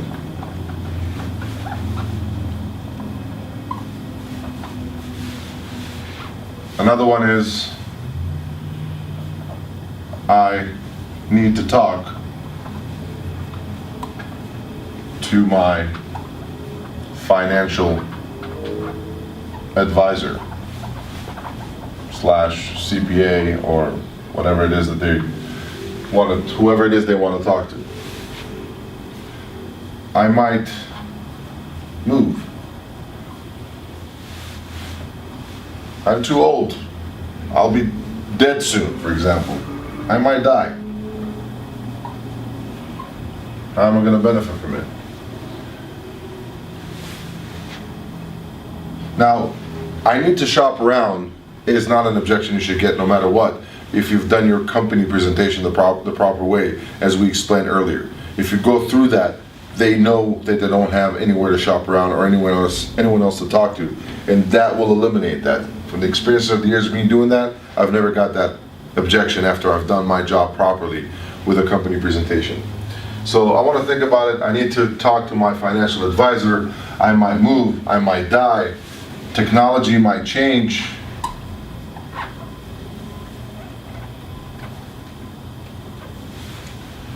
And there could be other objections that might come up, but these are the major ones. You know, you've done a good job, but I still need to think about it. I never make a decision on the spur of the moment. I sleep on it, I pray on it. Whatever it is they're going to tell you, you need to remember one important thing. These are all excuses. These are not real objections. These are excuses. The customer has a fear of commitment that you need to understand. Nobody is ready for a $35, $45 or more $1,000 commitment after meeting you 3 hours ago. That's an issue by itself. So you need to know how to handle that. Then many of these are loops that you're going to go back to the information you gave them earlier. Now, it's known that 90% of customers will buy within 7 loops. We call it closing loops. There are different loops. With every objection, you do a loop to get them back. So 90% of customers will close with you within the 7 loops. The only problem is that 80% of salespeople give up within 4. So you got to keep going. You need to understand that there's nothing better for you to do right now but to close this deal. Don't rush through it. Take your time. Be patient. Be focused. Don't let them sell you, which happens quite often where salespeople who are not experienced enough or are not strong enough. Let the customer sell them. Someone is selling someone in that lead. It could be either you to them or them to you. Be more strong. Be stronger. Be the kind of person that does sell them on a regular basis and not the other way around. So let's talk about these different objections. And these are probably the main ones you're going to get dealing with a customer. I want to think about it. It's going to be short and to the point, but it will be very clear why we're doing this. I want to think about it. As I said at the beginning, you don't argue with a customer, you don't get upset, you don't get offensive or defensive. You take their side. So when they say, I want to think about it, don't ever answer with, what is it to think about, Mr. Customer? Why did you not understand? This is not the kind of reaction you should give him. First thing, agreement. Mr. Customer, I completely understand. You know, my dad taught me the same exact thing. Never to make a decision on the spot on things I'm not sure about. Is there anything you're not sure about? What did I just do? I turned it around. I brought him to a different way of thinking. I want to see the real reason. And most likely they're going to say, no, I mean, it's not that I'm not sure, it's just that, you know, it's a lot of money. Now I know it's the money, and now I know what I need to work on. That is the way to deal with this. Don't ask him, what do you want to think about? Why do you want to think about it? I mean, do you not understand everything we did? No. You will talk about that. What is it you're not sure about? And basically just go back to make sure he understands all the benefits that comes with doing this job, and making sure that he understands that he doesn't have a choice but to do this. So it's going to be a very short way of overcoming this. I need to talk to my financial advisor. At the beginning, when we talk to the customer, we ask the question of, is there anyone else you're consulting with? To make sure we don't run a one-legger and we don't just run a lead that we're not going to get a commitment from. So when they come up with that, this is when you're going to use the answer you got from them. That's why you ask as many questions and get as much information so you can use it towards the end. So when they say, I need to talk to my financial advisor, CPA, brother, sister, whatever it is, my response to that will be, Mr. Customer, you remember at the beginning when I asked you if there's anyone else you're consulting with, you said no? What changed? What happened? But let me ask you something else. You say you want to talk to your financial advisor. He wasn't here. He didn't see all the information that I gave you. But let me ask you something very simple. Here are the options. It's either you go solar or you don't go solar. We know that if you don't go solar, your bill was right now, let's say you pay every year, and in the next 15 years, we've already checked, will be about $114,000. And it's going to keep on going up to $200,000 and $300,000 until you're gone, basically. When you deal with solar, and you paid that $40,000, this is what we call anyway dollars. It's money you're going to be paying anyway. Here, you just throw it away. Here, it's an investment. What happens once you're paying this? It stops. There's no more cost. Mr. Customer, is there any chance that your financial advisor, your CPA, your bookkeeper, whoever it is you want to talk to, will tell you to go with this option? What do you think they're going to say? You're a smart person, Mr. Customer. You are where you're at today for a reason. And this is the kind of decision you don't need anyone to make for you. And let me ask you something else. What if this financial advisor, which I don't know who he is, and I'm sure you have a lot of respect for him and you work with him for a long time, be very careful not to talk badly about their financial advisor, whoever it is, because it might be someone close to them. So let's say you talk to this financial advisor who wasn't here and didn't see all the facts. And they say, no, don't do it. You should not do it. When your bill is going to get to $800 a month, will they pay that bill? You're going to ask yourself that question. Will they pay that bill? What do you think the customer will say? Obviously not. Do you want to put them in that position where you'll come to them and say, remember, you told me not to do this, and look where I'm at today? So again, which option would you rather go with, Mr. Customer? So this is as far as this objection. I might move. Perfect.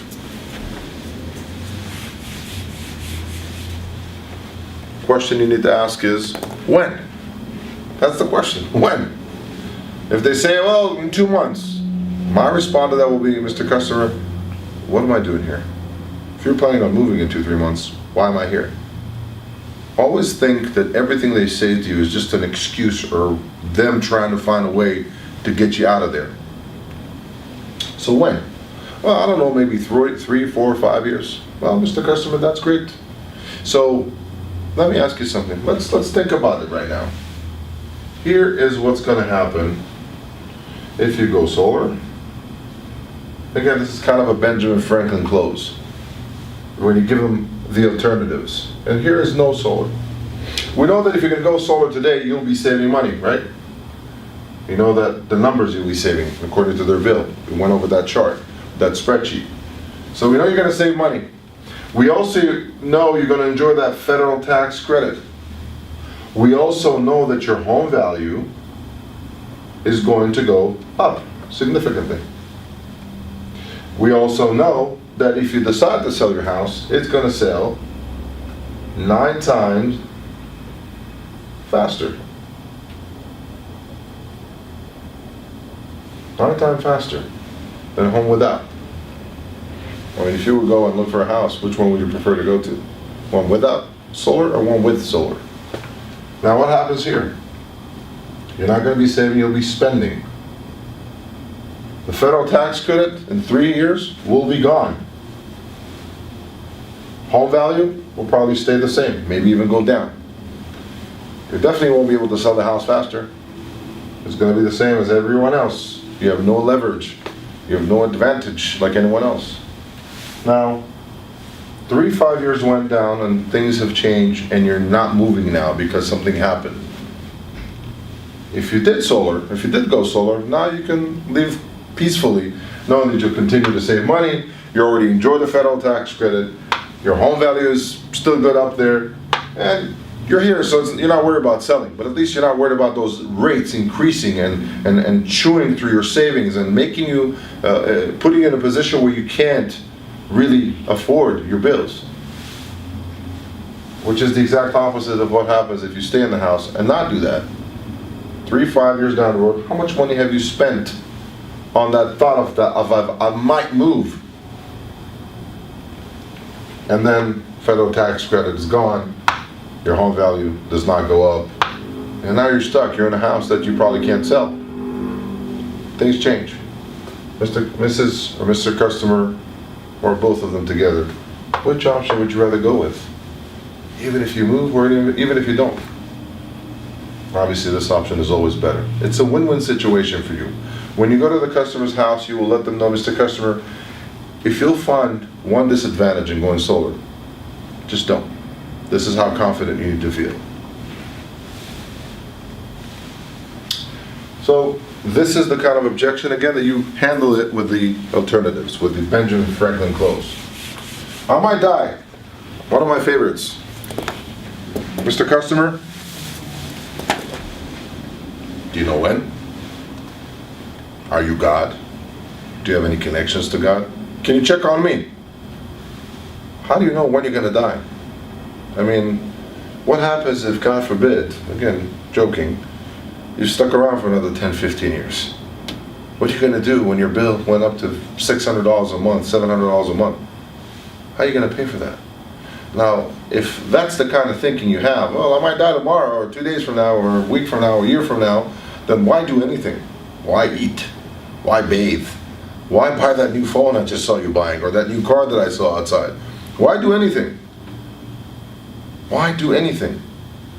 You can't live with that kind of thinking. You got to live life as if, who knows how long we have. And as long as we have, let's at least secure ourselves. You don't want to get to the position where you need to start cutting back on food or medication because you can't afford them because your bill just doubled itself.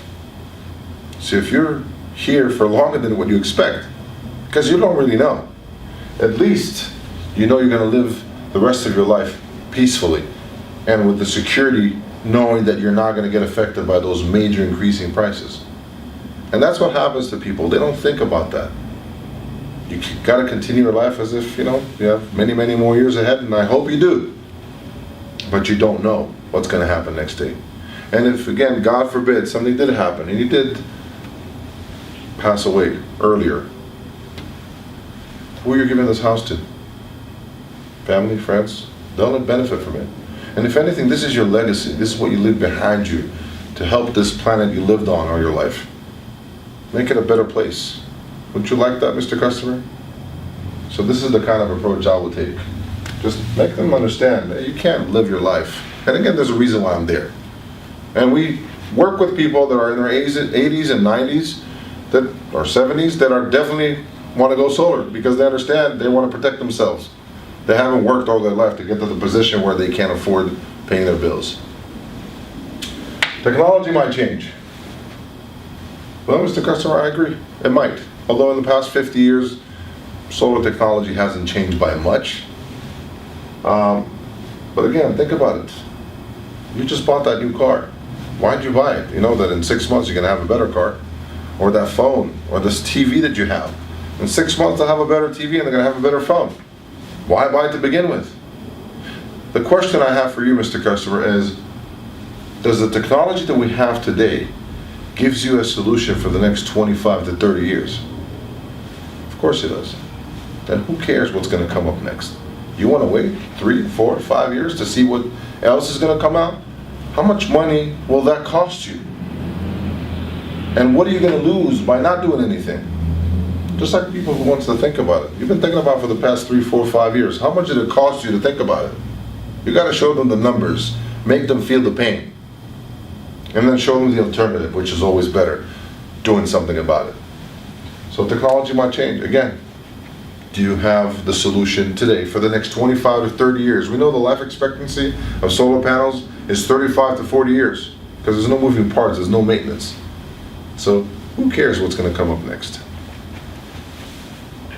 So these are mainly the main objections you're going to deal with talking to customers. And you gotta just keep going and keep looping and going back to understanding what hurts them the most. What's stopping them? Understand that these are excuses. These are not real reasons. It's them saying not yet to you. That's why you gotta keep going and doing it again and again until you get the either yes or you get the get out of my house. In both situations, you've done your job. So you went through everything with the customer. You were able to identify their pain. You were able to give them that pleasure they're looking at as far as finding a solution for their future. And we presented the price for them. We handled objections. We gave them the financial solution, the right financial option we have that they are happy with and they feel comfortable with, and it works for them. And we were able to get the yes.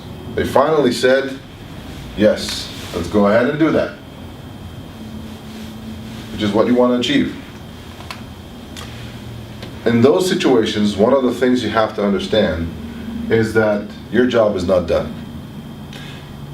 The assumption you have to have, and usually I don't let anyone assume anything, but there's one assumption I allow you to have, which is Mr. Customer is going to cancel on me tomorrow or the next day.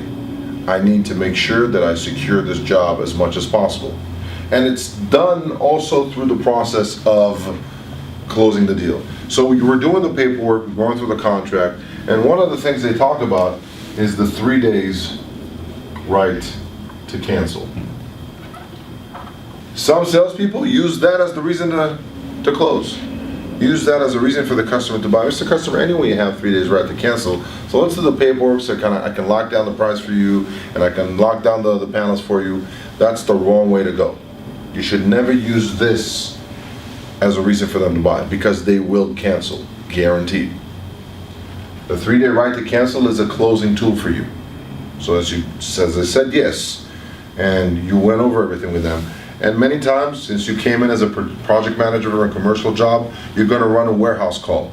So that will create the urgency. You're going to fight for them. You're going to talk to the office, you're going to talk to the warehouse, then you're going to fight for them, trying to combine the commercial job with the residential job, getting no's from the other side to the point where the customer is happy and understands you fought for him, you worked for him.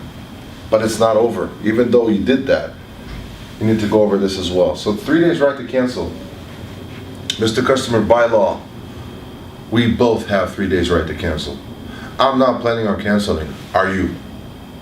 Because I'd rather know about this right here, right now. See, I've used my pulling power to combine your job with that big commercial job. I want to make sure that if I bring that paperwork into the office, because I put my neck on the line again, I'm not going to look like a fool bringing a contract that you might cancel. Plus, we're going to pay those panels tonight because I'm combining with the job that we're finalizing the order tonight. You got to create that urgency. You got to make the customer understand you really tried for him, you really worked hard for him, that there's no way to get out of it because you're doing this now. And you rather get the answer of, you know what, wait, I want to cancel. I don't want to do it while you're in the house, because now you have the chance to work on it and solidify the deal. So 3 days right to cancel is a closing tool. Again, Mr. Customer, we both have 3 days right to cancel. By law, I have to notify you that. Most companies probably won't even mention it. We're a good, strong company. We work by law, so we want you to feel comfortable knowing that we're doing that as well. But at the same time, if you have any thoughts of canceling, I would like to know about it right here, right now, since I am putting my neck on the line for you, since I have fought for you to get that deal combined with the commercial job that I'm doing next town. So this is very important to address that. Don't be afraid to talk about it. Many unsuccessful salespeople are afraid to talk about it because they're thinking it's going to be in their customer's mind.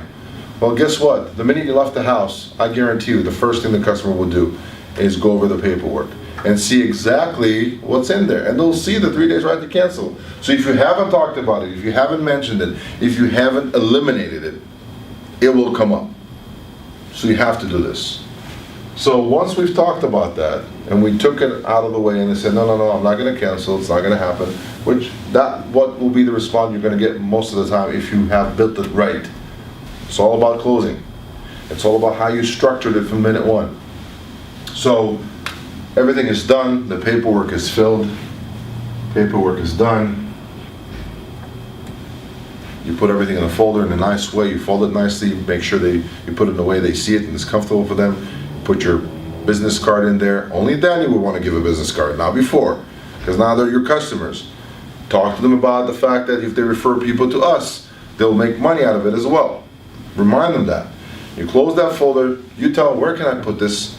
And please do not mention this to anybody. Don't let anybody know what are the prices that I gave you, because it's something that I can do with others. You've got to create that feeling that they're special. And just, you should put it somewhere aside so nobody looks at it. So no, you always have to work in the mindset of someone who's going to try to cancel on me. A wizard, somebody talking in the ear, a friend, a neighbor, their own buyer's remorse. That's why you got to make sure you're finalizing it, you solidify it while you're there as much as possible. So you finish the paperwork, everything is done, we got the contract is signed. Now you got to take the pressure down. Now it's time to not talk business, but you will ask one question and one question only. Don't tell them, hey, you made such a great decision, you made such a good decision. Don't do that. Ask a question. Mr. Customer, why did you choose me? Let them say it. Because when they say it, they imprint it in their mind, in their brain. And when they say it, they reassure themselves that they made a good decision. The common response from the customer will say, well, because I trusted you, because I like you, because I feel comfortable with everything you show, I feel confident. It won't be about the price or the company or everything else. It's usually going to be you, because you sell yourself. Yes, you have everything else around you to back you up, to make you look much nicer and much better. But the bottom line is, it's selling you. So if you ask them this question, you have to ask them, again, so they will say it and reassure themselves. Why did you choose me to do this for you? They will say, because I trusted you, because I felt comfortable with you, because I felt that you were the kind of guy that I can trust and leave and have peace of mind. So you have to ask this every time you finish. Now, you sit down, have coffee, talk to them. If you have a little gift for them, it's always preferred that you'll give it to them, make a ceremony out of it. I used to bring them blessing for the home and just create an emotional time with it, like a peak of emotion with them. Bring it from the car and just show it to them and read it with them. Show them something that I bought to some of my friends and I have like a couple left and I want you to have it. Create that connection with them will make them feel special. Make a ceremony out of it. Make a big deal out of it. Spend another 20 to 30 minutes beyond the time that you've signed a contract. Once that's done and you're out of the house, again, don't think your job is done. You still need to assume that they're going to cancel on you. And that is why, and this is part of the post-sale procedure. Post-sale procedure.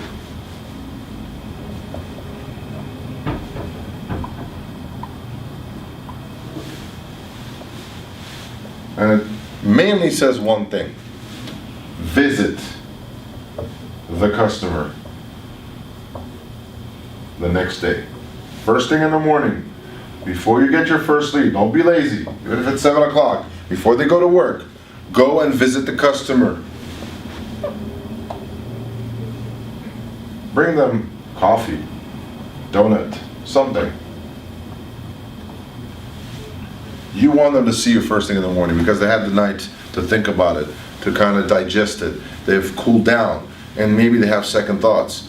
They need to see you face to face. They need to see you right there, right then. You want to be there first thing in the morning to make sure they're in the right mindset and they still feel comfortable about this whole thing. And you just come in with an excuse of, I needed to look at one more thing, or leave something over there. I forgot my measuring tape. I forgot my pen. But you gotta be there the next day. You gotta see them first thing in the morning. Don't be lazy. The main reason why salespeople don't go the next day or don't talk to their customers is, number one, overconfident. And I've heard salespeople telling me, there is no chance these guys are gonna cancel on me. And then they get the cancellation. The second thing, it's fear. They're afraid that the customer will react and cancel on them. But guess what? He's gonna cancel anyway. So you better do something about it. This is your money. You can't just let it slide and hope that luck will be on your side and they won't cancel on you. And number 3, laziness. You just don't feel like starting your car and driving 30, 40, 50 miles to the location. But this is your business again. We talked about it. It's your money. You got to treat it with the most respect.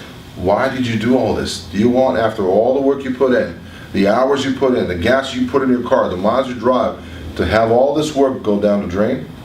You got to take every action possible to make sure this customer will not cancel on you. And that's why you got to be there the next day. If God forbid they called you and they said, listen, I would like to cancel. And we don't like that word in our business. But if they do that, and they call you and say, I would like to cancel, don't ever try to save it over the phone. Don't argue with them. Don't say anything. Say, Mr. Customer, I completely understand. I need to get a wet signature from you. When are you going to be home? Can I be there in the next 30 minutes? And just go out there and do your lead again. Because something happened to make them feel uncomfortable. Our job as salespeople is to do everything to secure our sale, to get it going through, get it installed, so we can see that commission check coming in our mail or coming in within our Monday morning meetings. To do that, to get there, you have to make sure you're not missing on any part of the things that we worked on and trained on and that we have in this video, from pre-sale all the way down to cool down and all the way to post-sale procedure. We need to make sure you follow every one of those steps to be successful and reach the success and achieve those goals you're looking for. Don't shortcut, don't prejudge, don't be lazy. These are the 3 worst diseases salespeople have, or negative for that matter. Stay focused, stay motivated, know your business, follow the steps, and I guarantee you, you will get your numbers to where you need them to be. Understand the numbers game. Understand that in this business, it's all about you. It's all about how you build your business, how much you feel comfortable with what you're doing. And the bottom line will bring you to that success, to those numbers that you're looking to make every year, every month, every quarter, and get those plans just getting to the point where you can always exceed it and always make more money every year, more and more. I wish everybody best of luck, and you don't need luck in this business, you just need to do your job. So just do your job, lots of success, and go make some money. Thank you.